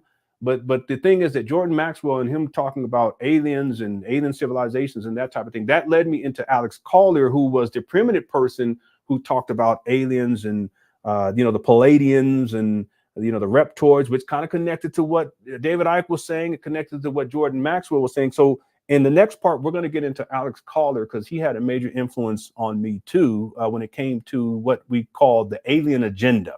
Okay, so this has been the journey, Lenon on the journey through the conspiracy theory paradigm, episode number 3. All right, so we got much more to get into. Yeah, people said Zeitgeist. Yeah, I watched that one so many times. It was incredible. You read the Kabbalion. I never read that one. Okay, yeah. Okay, any questions real quick before we close out? Okay, go ahead and ask before I get up out of here tonight. Let me just make sure I save this over here.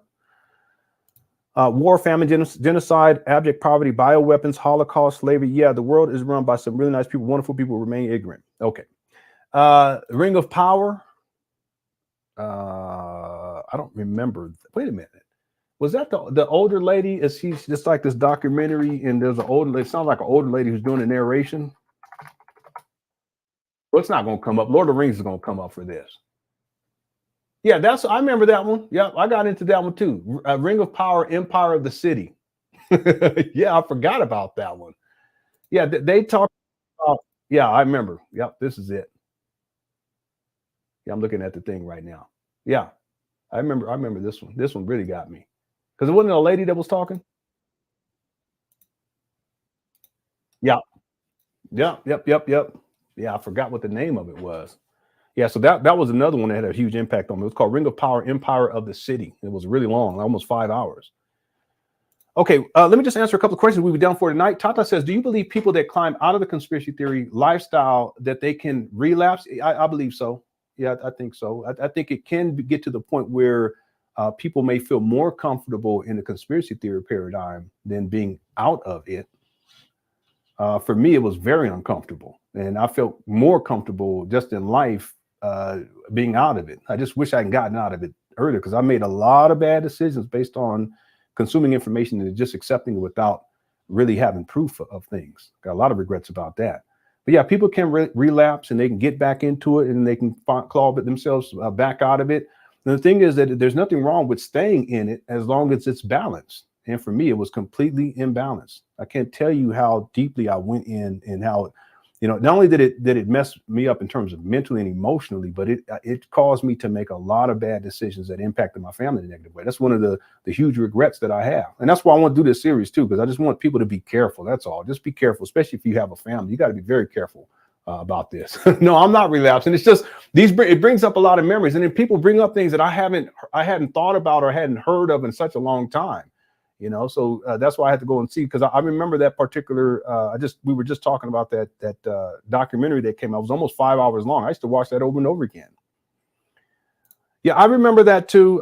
Rap music hitting our lower chakra, but the thing is that there is music that is designed for that. But it's not just in rap. There's good rap too. I bought into the whole thing that all rap was bad because everything from the entertainment industry was bad. Everything, and not just music. Okay, movies, television shows, everything. Here's another example of what I mean. Like there was a time we didn't even have television in the home. We didn't even have it.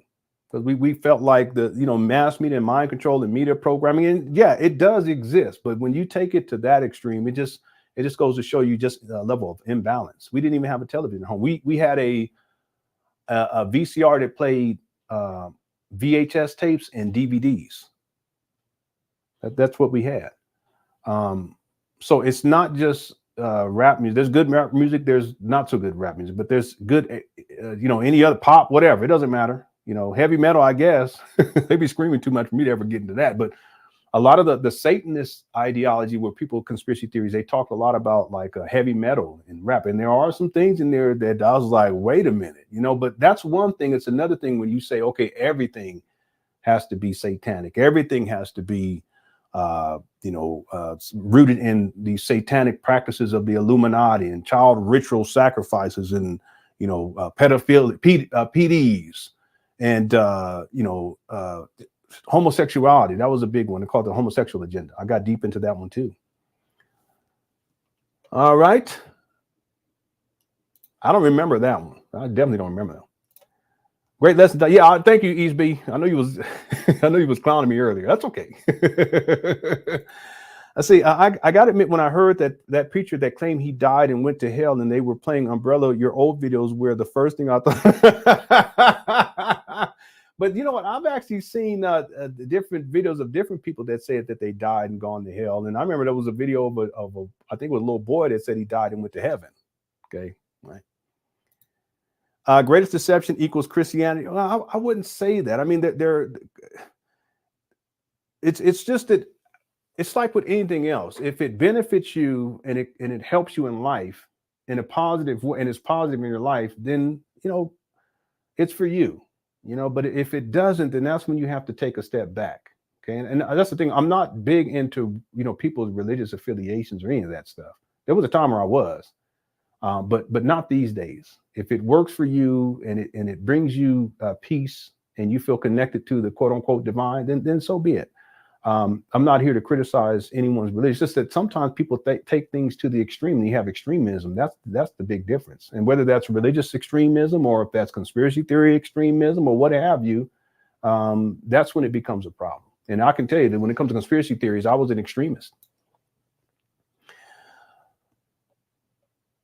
Okay, in 2017, there were 27 cell towers and 184 antennas in a 3-mile radius of my neighborhood. Now there's 175 cell towers and 1,230 antennas. There's a 200-foot tower directly. Wow, that's a lot of towers over there. When I used to produce music, I would feel like I was being possessed, and I felt like a mad scientist when cooking up music. So as much as I love it, I had to stop. Yeah, but I don't think that music, creativity is creativity. It's just creativity. But there was a time where I got into the whole occult stuff, where they were talking about possession and talking about these ritual sacrifices. Another one was the Madonna did this. I think it was a Super Bowl halftime show. I did a whole video on that to talk about how it was a satanic ritual, and there's other ones I did too, but her in particular, I remember I did one on her. So this is all to say that, no, I don't think music in and of itself and the creation of music has anything to do with it. I just think that people's intent matters. That does matter. And there are people who produce great music that's positive, and there are people, they produce music that's not so positive, right? I'm right now dealing with a friend who has fallen down the rabbit hole. It's tough. It's tough, especially if it's people that you love. And I'm sure that there were people who loved me that were sitting back like, what's going on with this guy? I went so deep into it, just lost track of reality. I mean, I was out there. Stopped handling business like I should, because I really thought that it was pointless at a certain point. Like, what's the point? All of this is bad stuff is happening and it's going to happen. It wasn't that bad. Okay, it wasn't that bad, but I perceived it that way because I'd been in that conspiracy theory paradigm for so long. He did ayahuasca wrong and came back with the Messiah. I've heard of things like that too happening with people. There's good rap. You just gotta look for positive artists. There are a lot of positive artists out there, and the thing is, not a lot of it is promoted by the music industry. And I've talked about that too. I think that's one of the reasons why I had this idea that everything that comes out of the entertainment industry is just satanic, because they don't tend to promote the positive artists like they do the negative ones. I shouldn't even say negative ones, but the artists who produce more negative content. Okay, I'm just looking for any final questions here. What is the difference between a conspiracy theory and a lie? Well, a lie is something that you know that is not true, but a conspiracy theory, you don't know that it's true or false quite yet. You need confirmation either way. So there's nothing wrong with having a theory, but the idea is that you want to prove the theory to be true. So you provide the evidence that would lead one to conclude that there's proof, right? Conclusive proof that this theory is true. And once it's proven with proof, okay, evidence doesn't in and of itself, like we said earlier, doesn't mean that it's true. But if there's enough compelling evidence that would conclusively prove something to be true, then it becomes true. And that therefore the theory is not a lie. You can say it's a conspiracy fact. On the other hand, if someone proposes a conspiracy theory, but they don't have conclusive proof, then you can accept it as being true, but that doesn't mean that it's true, right? And the problem with me was I just accepted so much to be true without any conclusive evidence or proof. And some things were just flat out lies that I accepted, you know, as being true. It's truly unfortunate.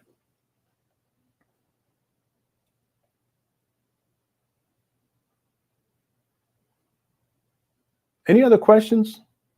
I'm looking down here. I'm almost at the bottom. We'll be done.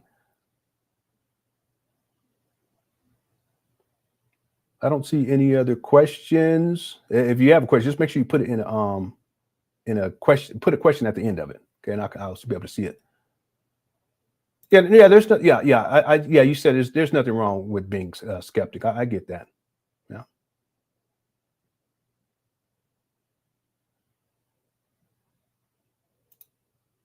Then I do think a lot of your analysis on Star Trek was dead on, though. Yeah, I think a lot of it was. But see, by that time, I think I had come into, and this would be it. Unless people have questions, but you have to put in the question marks, because otherwise, I'm going to be trying to read through these comments.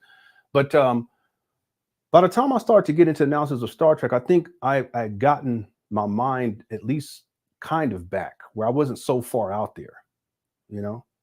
And the idea was I wasn't trying to prove other people's conspiracy theories, because even when I did the Michael Jackson video, I was trying to prove Dr. Wilson Bryan's Key's conspiracy theory, and that's not the appropriate approach. I was trying to prove it to be true, but by the time I get into the what I call it the Borg agenda, I think I was kind of getting my mind right to where it wasn't about me trying to prove all of these conspiracies that you know, that the Satanism and all. It wasn't about that. It was really me looking at things a lot more critically without feeling connected to all these different conspiracy theories per se. And one of the major conspiracy theories that I had that I adhered to was that everything that comes out of the entertainment industry, it's satanic, and everything that comes out of the entertainment industry, it's about mind control. No, not everything. You know, everything that comes out of that comes out of the entertainment industry, it's about ritualistic magic, you know, and the occult, this type of thing. Everything that comes out of the entertainment industry, it's pedophilic, PDs. Everything that comes out of the conspiracy, out of the entertainment industry, it's about you know, the homosexual agenda. I have a lot of regrets about that stuff, and in particular about the homosexual agenda. I said this the other day, and I know that there are people, you may have your views about homosexuality. I get it. Okay, I get it. Right. But before I got into the conspiracy theory paradigm, I didn't have that type of viewpoint about homosexuality as this tool, really this agenda and this tool to try to control the masses and population reduction and all this type of thing. I didn't have that mentality. But once I got into conspiracy theory paradigm, there was so much out there that talked about that. Like I give the example of Alex Jones. He talked about the gay bomb. Yeah, he said they dropped the gay bomb in Afghanistan. I could play it for you right now. Y'all want me to play it for you? And I believed it, you know. But then if you hear enough of that stuff, what do? You start to kind of think along those lines. And it wasn't until I started to get into the Star Wars where I kind of started to pull back from it. Was still there, you know, it was still there, but I was starting to pull back from it a little bit at a time, you know. Man, you know, the journey has not been one that I'm proud about. You know, it's one of the big regrets in my life. And then, of course, I brought my wife into the conspiracy theory paradigm. And then, you know, we made decisions about our family based upon it, too. I'm not proud about any of that, you know. It's a cautionary tale, you know, for anybody out there. There's nothing wrong with seeking truth in whatever you you know, there's nothing wrong with that, but we can really get sidetracked and get off center and lost. And I was so lost, you know.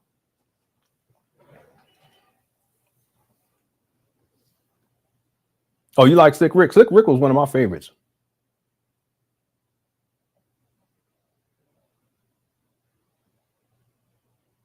Yeah, I'm just trying to see. Well, I'm almost done here. Okay, real quick. I just want to see if there's any questions. I don't see any question marks here.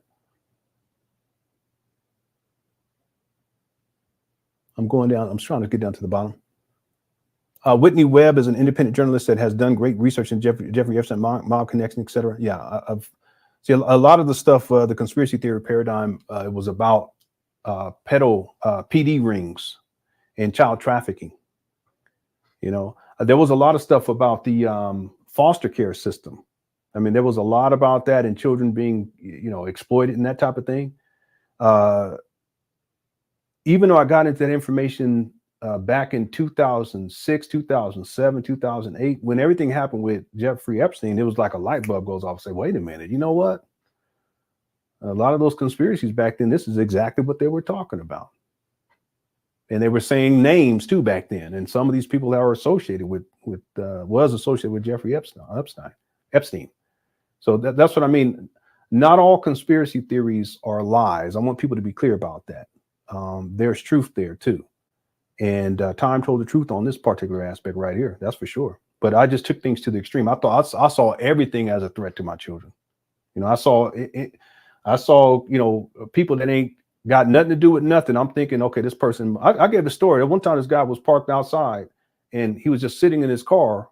And I walked over because my children were playing. And I walked over to him. I said, you know, can I help you, sir? And he was like, no, I'm waiting here. I don't even know what he was waiting for. He just said, I'm just waiting here. I said, well, you're not a pedophile, are you? On one hand, we can say, okay, I was, you know, trying to be protective of my children. But on the other hand, I thought about it later. Like, I wonder what that guy thought.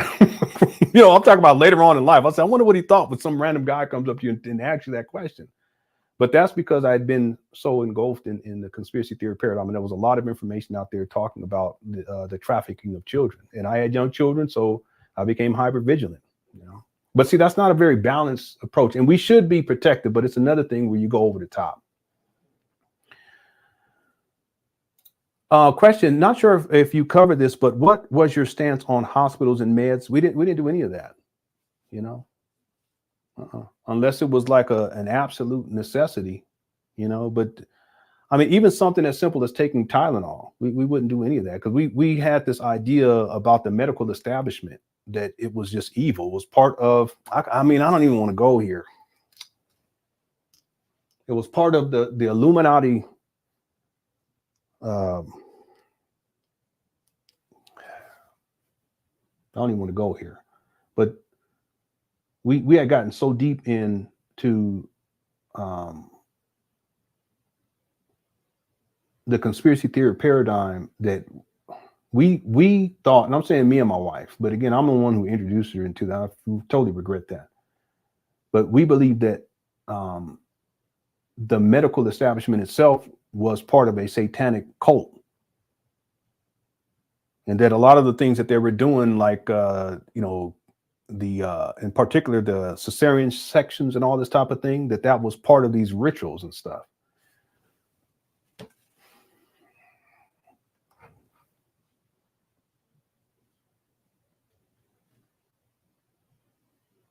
So we had a fear of the medical establishment. That's why we did for our first two children, we did it at a birthing center. It was all natural birthing center. Then after that, we did home birthing. But that's just all the fear that had accumulated watching all this information and consuming all this information about, you know, the medical establishment and how it's evil. I had a friend, we chose not to vaccinate either. Okay, but I had a friend who was a doctor, and I lost that friendship with her because I was in the conspiracy theory paradigm. She didn't do anything wrong either. She didn't. She was just looking out for us. She wanted to make sure that, you know, and she had brought up the vaccinations, and she wanted to make sure that everything was okay. And I remember we were emailing back and forth, and I got very defensive. you know, and then at a certain point that just, it ended our friendship. And she was a really nice, she was older too, but she was a really wonderful woman. She really was. She just trying to look out for us, you know, but I'm sure there was a lot of people during that time period that were kind of questioning where we were at and why we were making those types of decisions. But it comes out of the conspiracy theory paradigm, you know. As for these days, listen, hospitals and meds, we don't have that same type of perspective, you know, and we encourage people that if you need to get, if you need some sort of professional service, go and get the help that you need, you know. I think the conspiracy theory paradigm, it really builds distrust in people.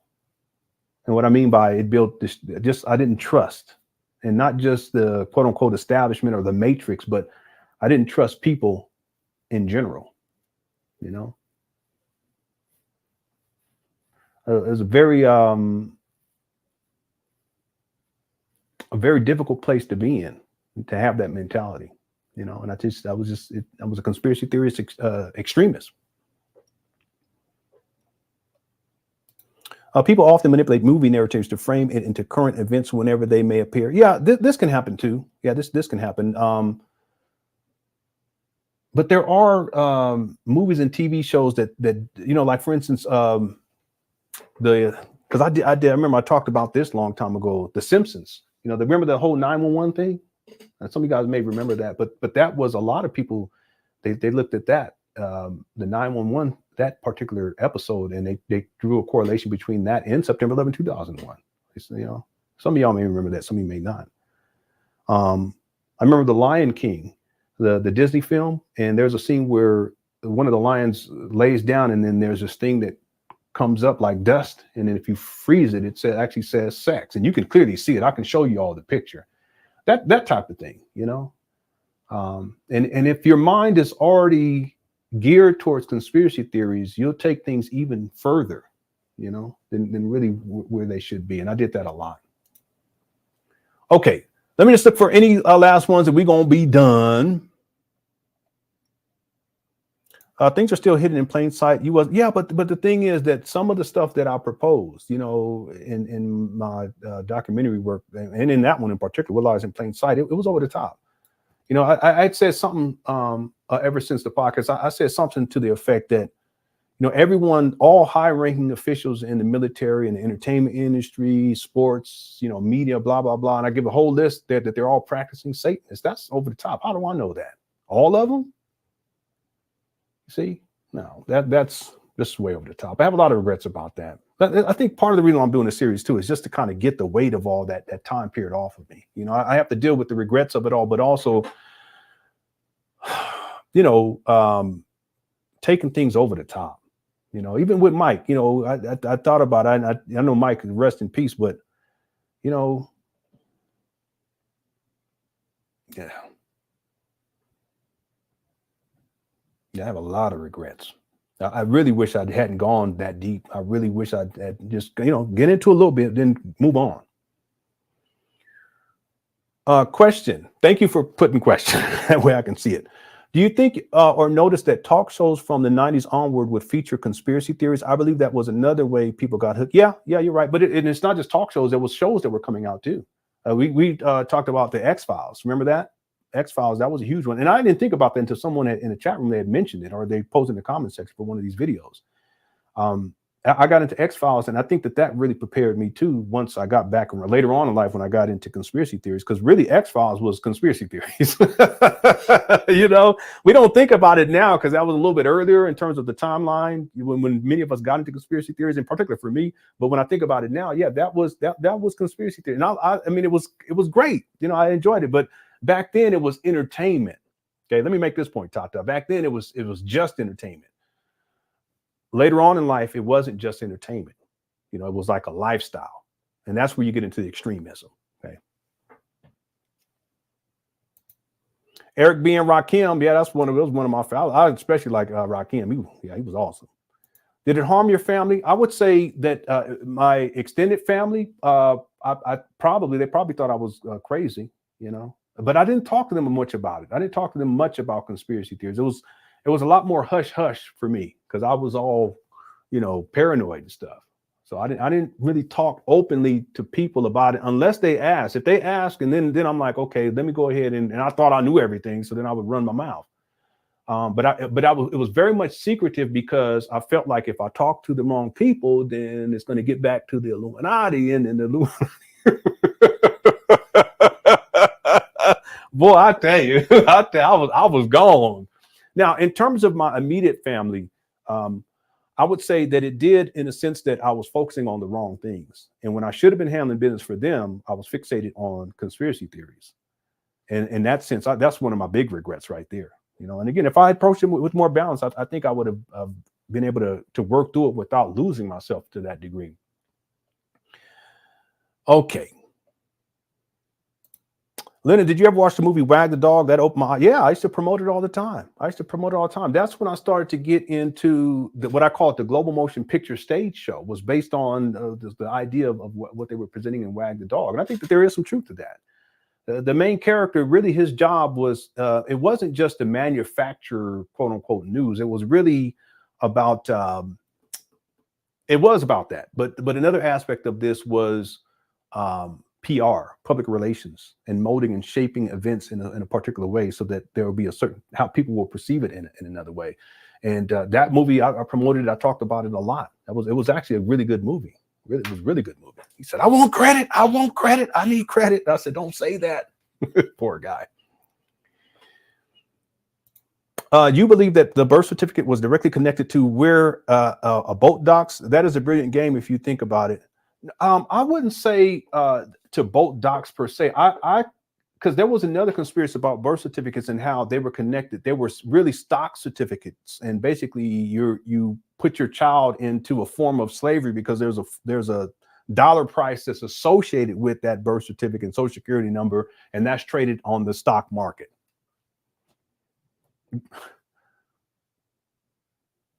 The thing is that I never proved that to be true. I never did, but I believed it. Jordan Maxwell was the one that got me into that. You know, he talked a lot about that. I wish I had more time. We could have played some more of him because that was my guy.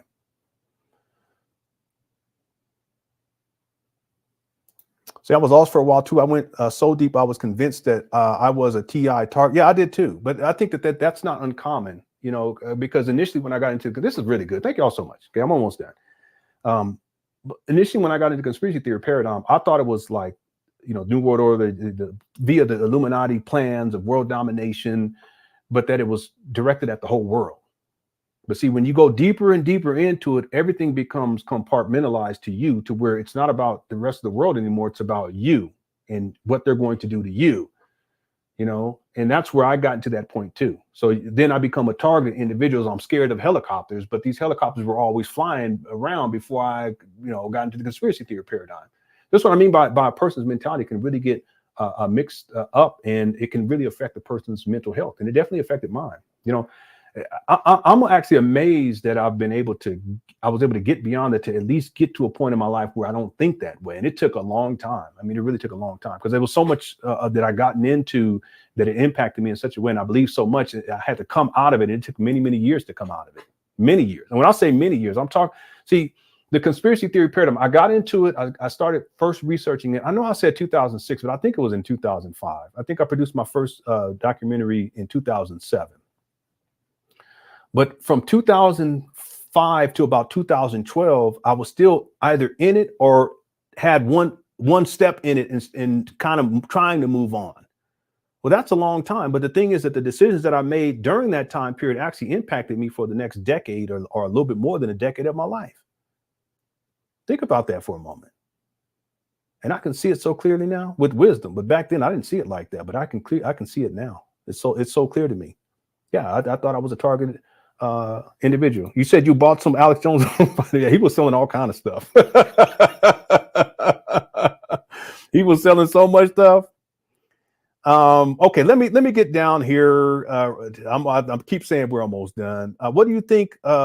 What do you think of era random? I don't know. I have no idea. I don't know what that is. Is that a newer conspiracy theory or an older one? I don't remember hearing that one. I don't know. You're a dad. You're supposed to be scary and protective. As long as it's just words, it's not so. Yeah, I know. But I was so over the top with it. You know, I mean, and I'm still vigilant, like hyper vigilant now. But there's one thing to be, you know, handle your fatherly duties, but it's another thing when you're just looking for anybody. Like, you know what? It'd be a dog. You know, let me stop playing. You know how I know the Illuminati sent you talking to the poor dog. All right, all right. Yeah, I know. I was out there. Yeah, I know. I'm very hyper vigilant even to this day. But back then I was way over the top. See, I came up with the term conspiracy theory to describe. Yeah, people have talked about that too. But I make a distinction between conspiracy theory. We're almost done. Conspiracy theory and conspiracy fact. Okay, we want to get to the facts. All right. Okay.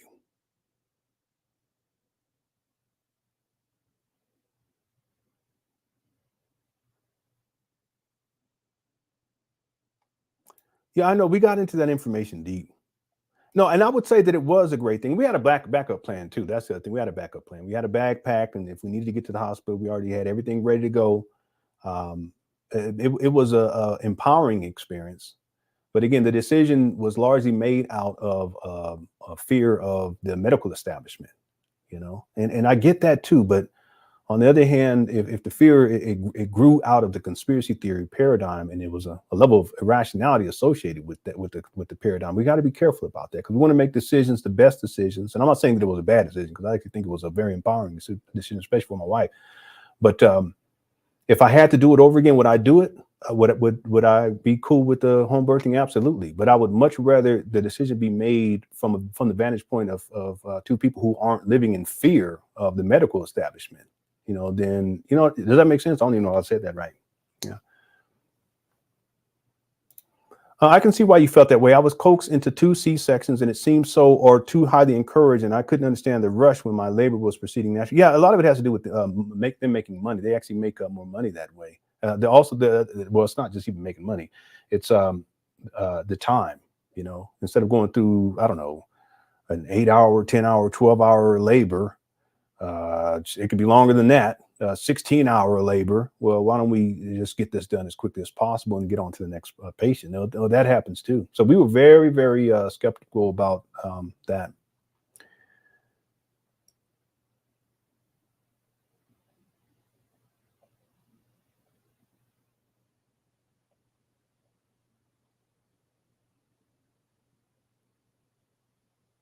Yeah, I'm just looking for any final questions, and we'll be done. I'm just getting down to the bottom right now.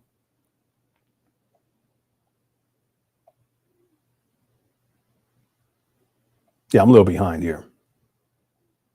You have to forgive yourself and understand that was just a time in your life when you were trying to find. Yeah, I know. Yeah, but yeah, I know. That's why I think part of the series is it's about me learning to just let it go, because it's been weighing on me for such a long time. I have so many different regrets, and this period of my life, I have a lot of regrets about it. But at some point, I gotta let it go. It's not healthy to hold on to it. It's really not. A friend of mine got me watching Jesse Ventura's show, and I used to watch that one too. All right, I used to watch him all the time. In 1970s, 80s, the cashless society was a conspiracy theory. And yeah, you're right about that. Yeah, we're there now. You give a child a quarter, they look at you like you crazy. Like what? Okay, so a couple of more questions that would be done. Thank you all for being patient. I didn't mean for this to be this long, but it's actually, I feel better talking about all this stuff. You know, I mean, one of my sons, he was getting into conspiracy theories, you know, and I told him, listen, if you're going to do that, that's fine, but just understand that I've already gone through it. There's nothing you can tell me that I don't already know. I shouldn't say it that way, but it's true. Okay, I said, just be careful. Don't go crazy. Don't go crazy with it. Right? Question: do you have any thoughts on pesticides lowering men's sperm count? Scientist Tyrone Hayes presented research on male frogs turning female due to a specific pesticide. Yeah, Alex Jones talked about that. He talked about that, about the frog situation. I don't really have thoughts about that. See, it's one thing, and I got to say it this way. It's one thing when there's science to back something up, but it's another thing when people say things like, and I know it's an extreme example where Alex Jones was saying that there's a gay bomb. that they drop to turn men gay. You see what I'm saying? So in terms of pesticides lowering men's sperm count, yeah, I'm sure there are chemicals that can do that. There's plenty of chemicals, I'm sure, that can do that.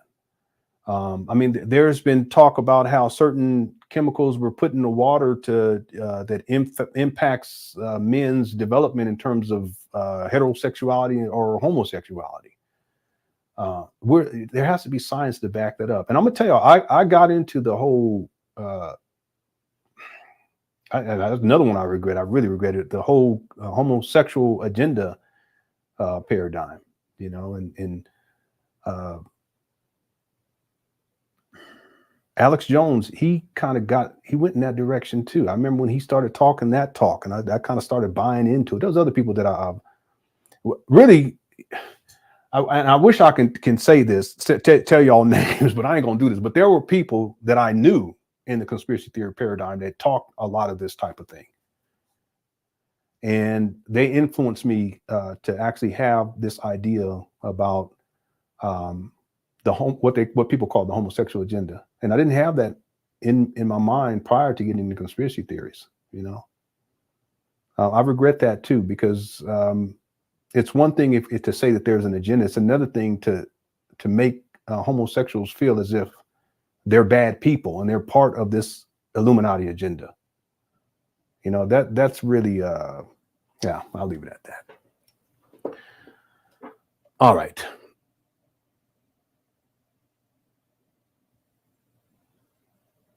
Did you make Borg Agenda? No, I don't think I made part 7. I can't even remember. I mean, it was all so long ago, but I can't remember if I did number 7 or if that was the last one or 6 was the last one. I can't remember. I know I wanted to do one more, but I don't think I ever got finished with it.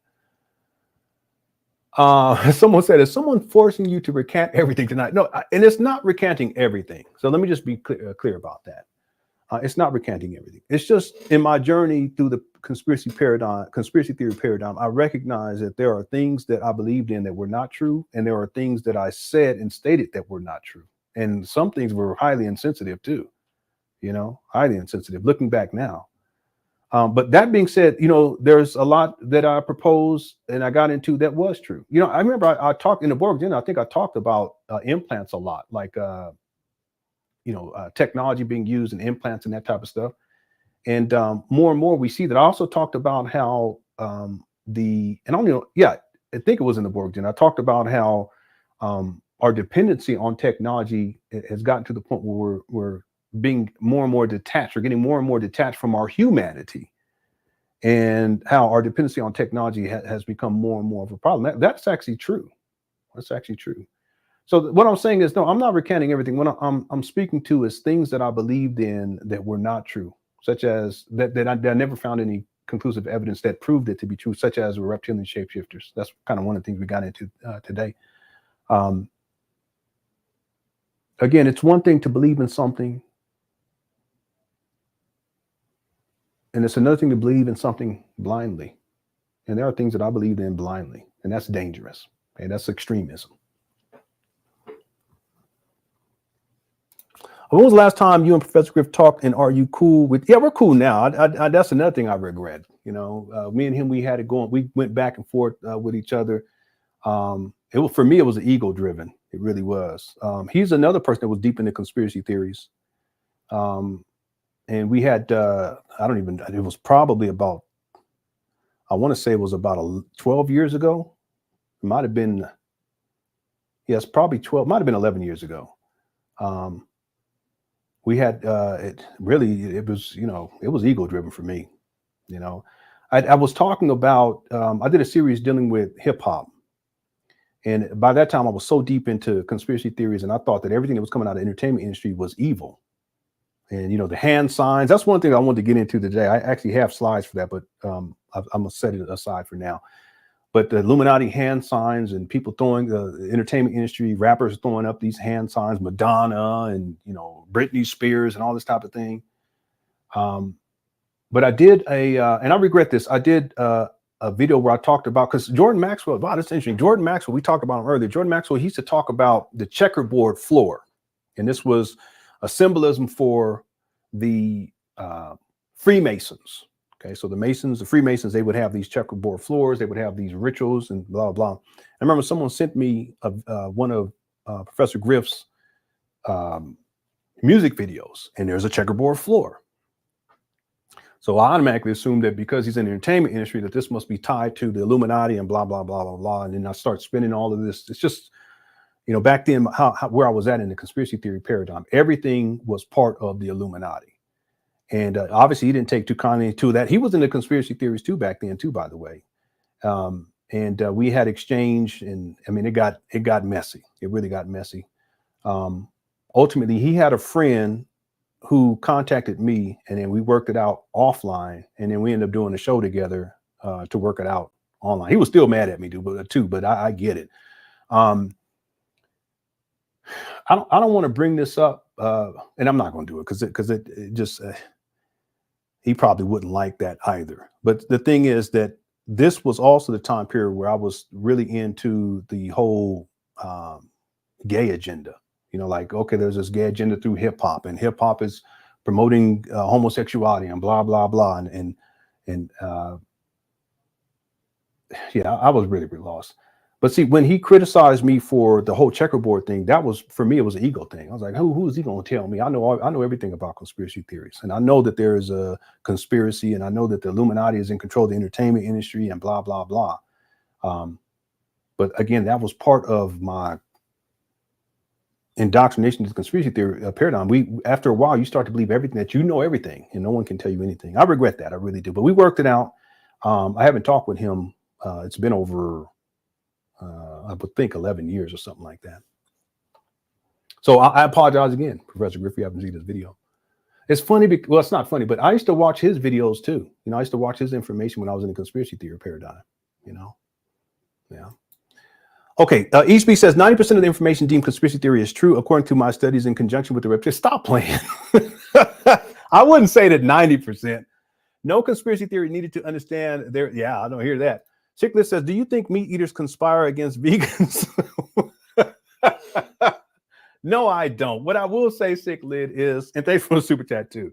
What I will say is that oftentimes vegans have this sense of moral authority, and I used to have it too. I don't have it these days, but we used to think that, you know, somehow, you know, you meat eaters, you guys are part of the problem, you know, because, you know, we're killing these animals. And I was real big into that too, not harming animals and all this stuff, and you know, taking care of the animals and all this stuff. And I get that too, but I just took it to the extreme. But the thing is that what can happen, and this isn't in all cases, but what can happen is where vegans begin to think that somehow they're better than people who eat meat, or better than vegetarians. I've talked about this, and there's a lot of people who are vegan that got mad at me. But this is from my experience, that I developed this mentality that somehow, you know, if you're eating meat, then you're really not conscious. That's really what it was, you know. But it really doesn't have much to do with consciousness, because I've met people who are raw foodists, and I've met them personally, and I know that they aren't necessarily the best people, if you guys catch my drift. But I also met plenty of people who eat meat who are wonderful people, if you guys catch my drift. But no, I don't think meat eaters conspire against vegans. All right. All right. Let me get down to the bottom. I know I keep saying this, but we're almost done. It's good to see you in a better place. Yeah, I'm definitely in a better place now. You know, I'm in a much better place materially, physically, mentally, especially, because I was in a really bad, I can't even express to you how much of a bad mental state I was during that time period. And the anxiety was crazy, and the paranoia was off the charts, you know, and being hyper vigilant. I'm still a bit hyper vigilant, but not to that level, you know. I'm definitely in a much better place. But I always thought to myself that if I didn't go through that paradigm, because it basically took about a decade of my life, you know, just a bad, I went too deep, you know, and I really wish that I had gotten out of it sooner, or didn't get into it that deeply, and it would have saved me a whole lot of time that I could have invested in things that really mattered in terms of my family. You know, I've gotten things turned around now, but I just want people to be careful, especially if you're younger and you're getting into conspiracy theories. You may think that you know everything. I get it, but I've already gone through it, and I'm telling you from a place of wisdom, be careful. All right.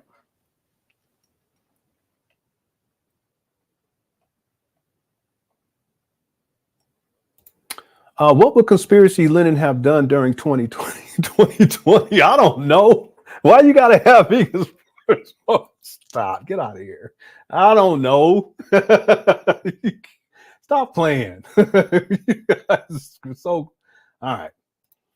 Okay, we're almost done. I guarantee you. All right, still got about 220 people here. Thank you all for being patient. Because that was now 2 hours and 20 minutes. I could talk forever on conspiracy theory. This conspiracy theory journey is a great reflection piece, Lenon. I was there with you in 2009. We had to type LenonHonor films in the search bank in the day to see it. Yeah, because I think I set up my LenonHonor because first I only had stuff on my website. I can't even remember. Man, it's so long ago. I got into it in 2006 and maybe 2005. I think I produced my first film in 2007. I think it was 2007. It could be 2008, but I didn't actually start uploading onto YouTube until after maybe the first two were done, maybe the first three, because I hadn't set up a YouTube page quite yet.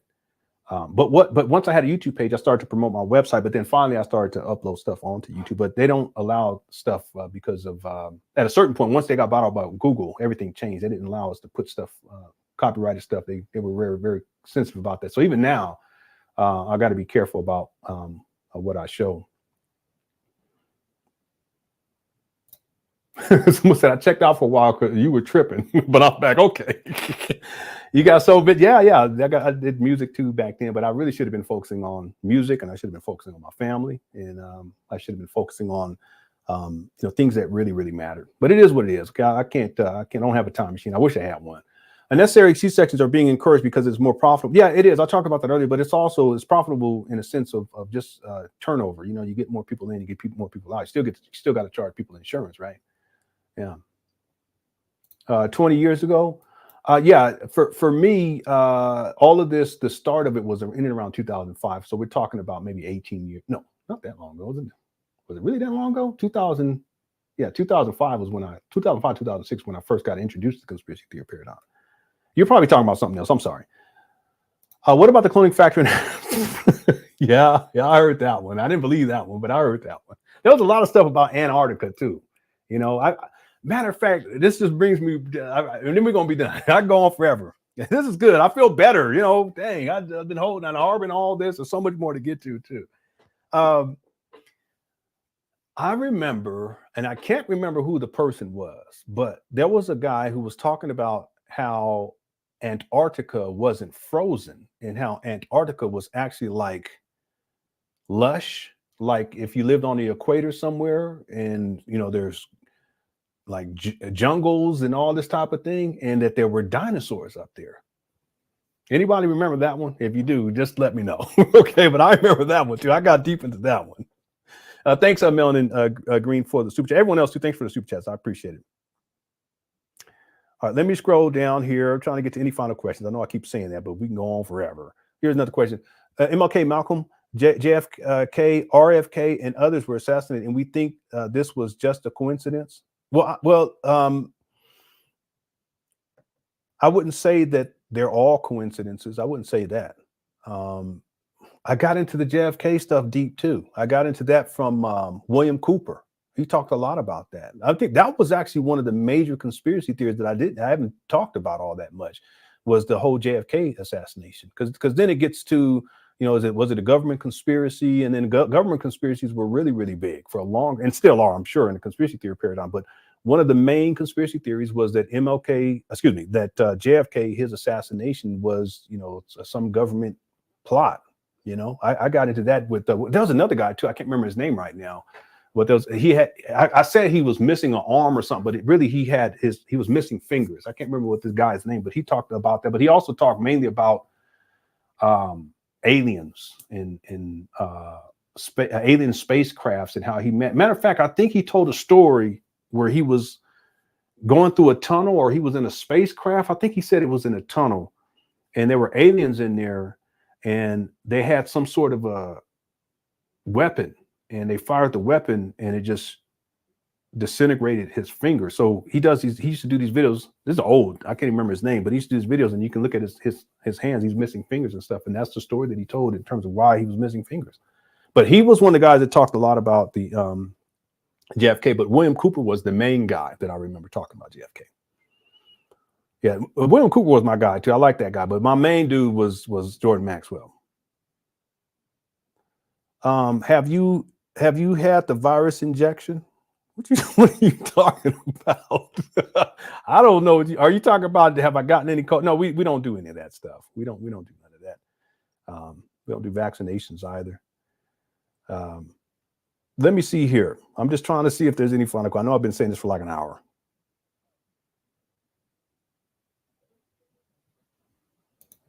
One of my ex-colleagues was deeply into this. She believed that Hollywood was tracking her moves. She thought Tom Cruise was trying to make her give birth to twins through WhatsApp. What? Whoa, are you playing? I mean, whoa, that's WhatsApp. I was having a Dr. Blair, me too, Dr. Blair and melanated aliens that came to visit him. Yeah, I interviewed him one time. Yeah, I was into that too. Yeah.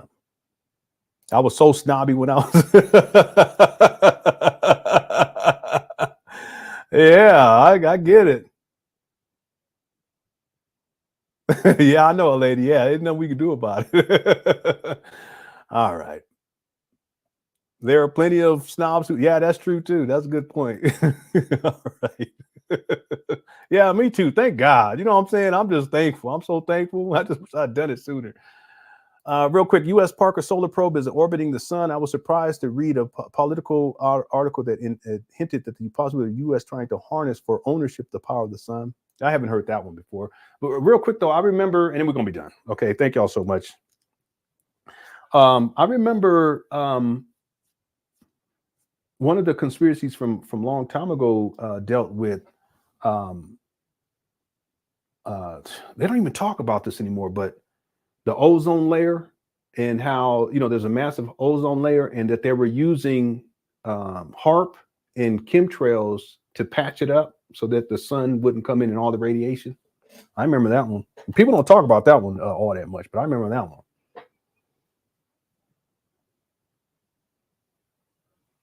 Antarctica was actually less rain for a long time ago, but not. Yeah. But the conspiracy was that the guy was saying, that no, like back then, this was, 2008, 2009. He was talking about how Antarctica, it's lush, like right at that time. And they had dinosaurs up there. I was intrigued. I was like, oh, I want to go. I want to see some dinosaurs. All right. Yeah, we talked about that earlier. We watched, many of us reread that one. Yeah, that's the guy's name right there, Phil Snyder. Yeah, I was deep into Phil Snyder. He was real cool. Yeah, but he talked a lot about aliens and alien tech and that type of thing. Okay, I'm almost caught up now. Right? Yeah, I remember he talked about that, about the gray aliens. I think that's what he was talking about, how they had the technology and they shot him or something with the technology, and that's why his hand was. I think so. I know what. Let me say this. I don't remember for sure. It was such a long time period, but a time ago. A lot of this stuff was such a long time ago. I'm trying my best to put the pieces back together, but from what I remember, that's what he said. I mean, it could have been someone else who said that. I'm mixing things up, but I was deep into him for a long time. I'm probably in the rabbit hole, but you don't care. It's all right. Well, enjoy. All right. Okay, I'm all caught up. Thank goodness. Okay, thank you all so much for tuning on in. And if you don't know, this is episode number 3. We'll probably get to episode 4 this coming week sometime. I want to thank you all so much for tuning on in. I hope you found this to be. Oh, it was him. Yeah. I was deep into him. Okay, I'm not. Sometimes I remember. I think I know, and then I think about. I say, wait a minute, maybe I'm not quite sure about that. But yeah, he was the one that said that. Thank you all so much for tuning on in. I hope you're enjoying this series. We'll continue it in a couple, not in a couple of days, sometime next week. Okay, we'll get back to it. I want to thank everyone who has been watching this series. I sincerely hope that you are finding value in it. I mean, we have a lot more to cover. I don't think this series is going to be really, really long, but there are quite a bit that I want to get to. In the next episode, we'll get into here. Let me pull it up right now because it ties to what we've been talking about today. We're going to get into Alex Collier, and he talked a lot about the alien agenda, if you will. But again, I talked about how Jordan Maxwell, I gave an example of him getting into that. And of course, David Icke with the reptilian shapeshifters. Alex Jones, even to a degree, but not too deeply. But Alex Collier was the one that I got into that really took me over the top with the alien agenda. And we'll take a look at some of his older videos, and we'll watch some of that in our next live stream. All right. All right. Thank y'all so much for tuning on in. Please enjoy the rest of your evening, and I'll talk to y'all very, very soon. All right. Peace.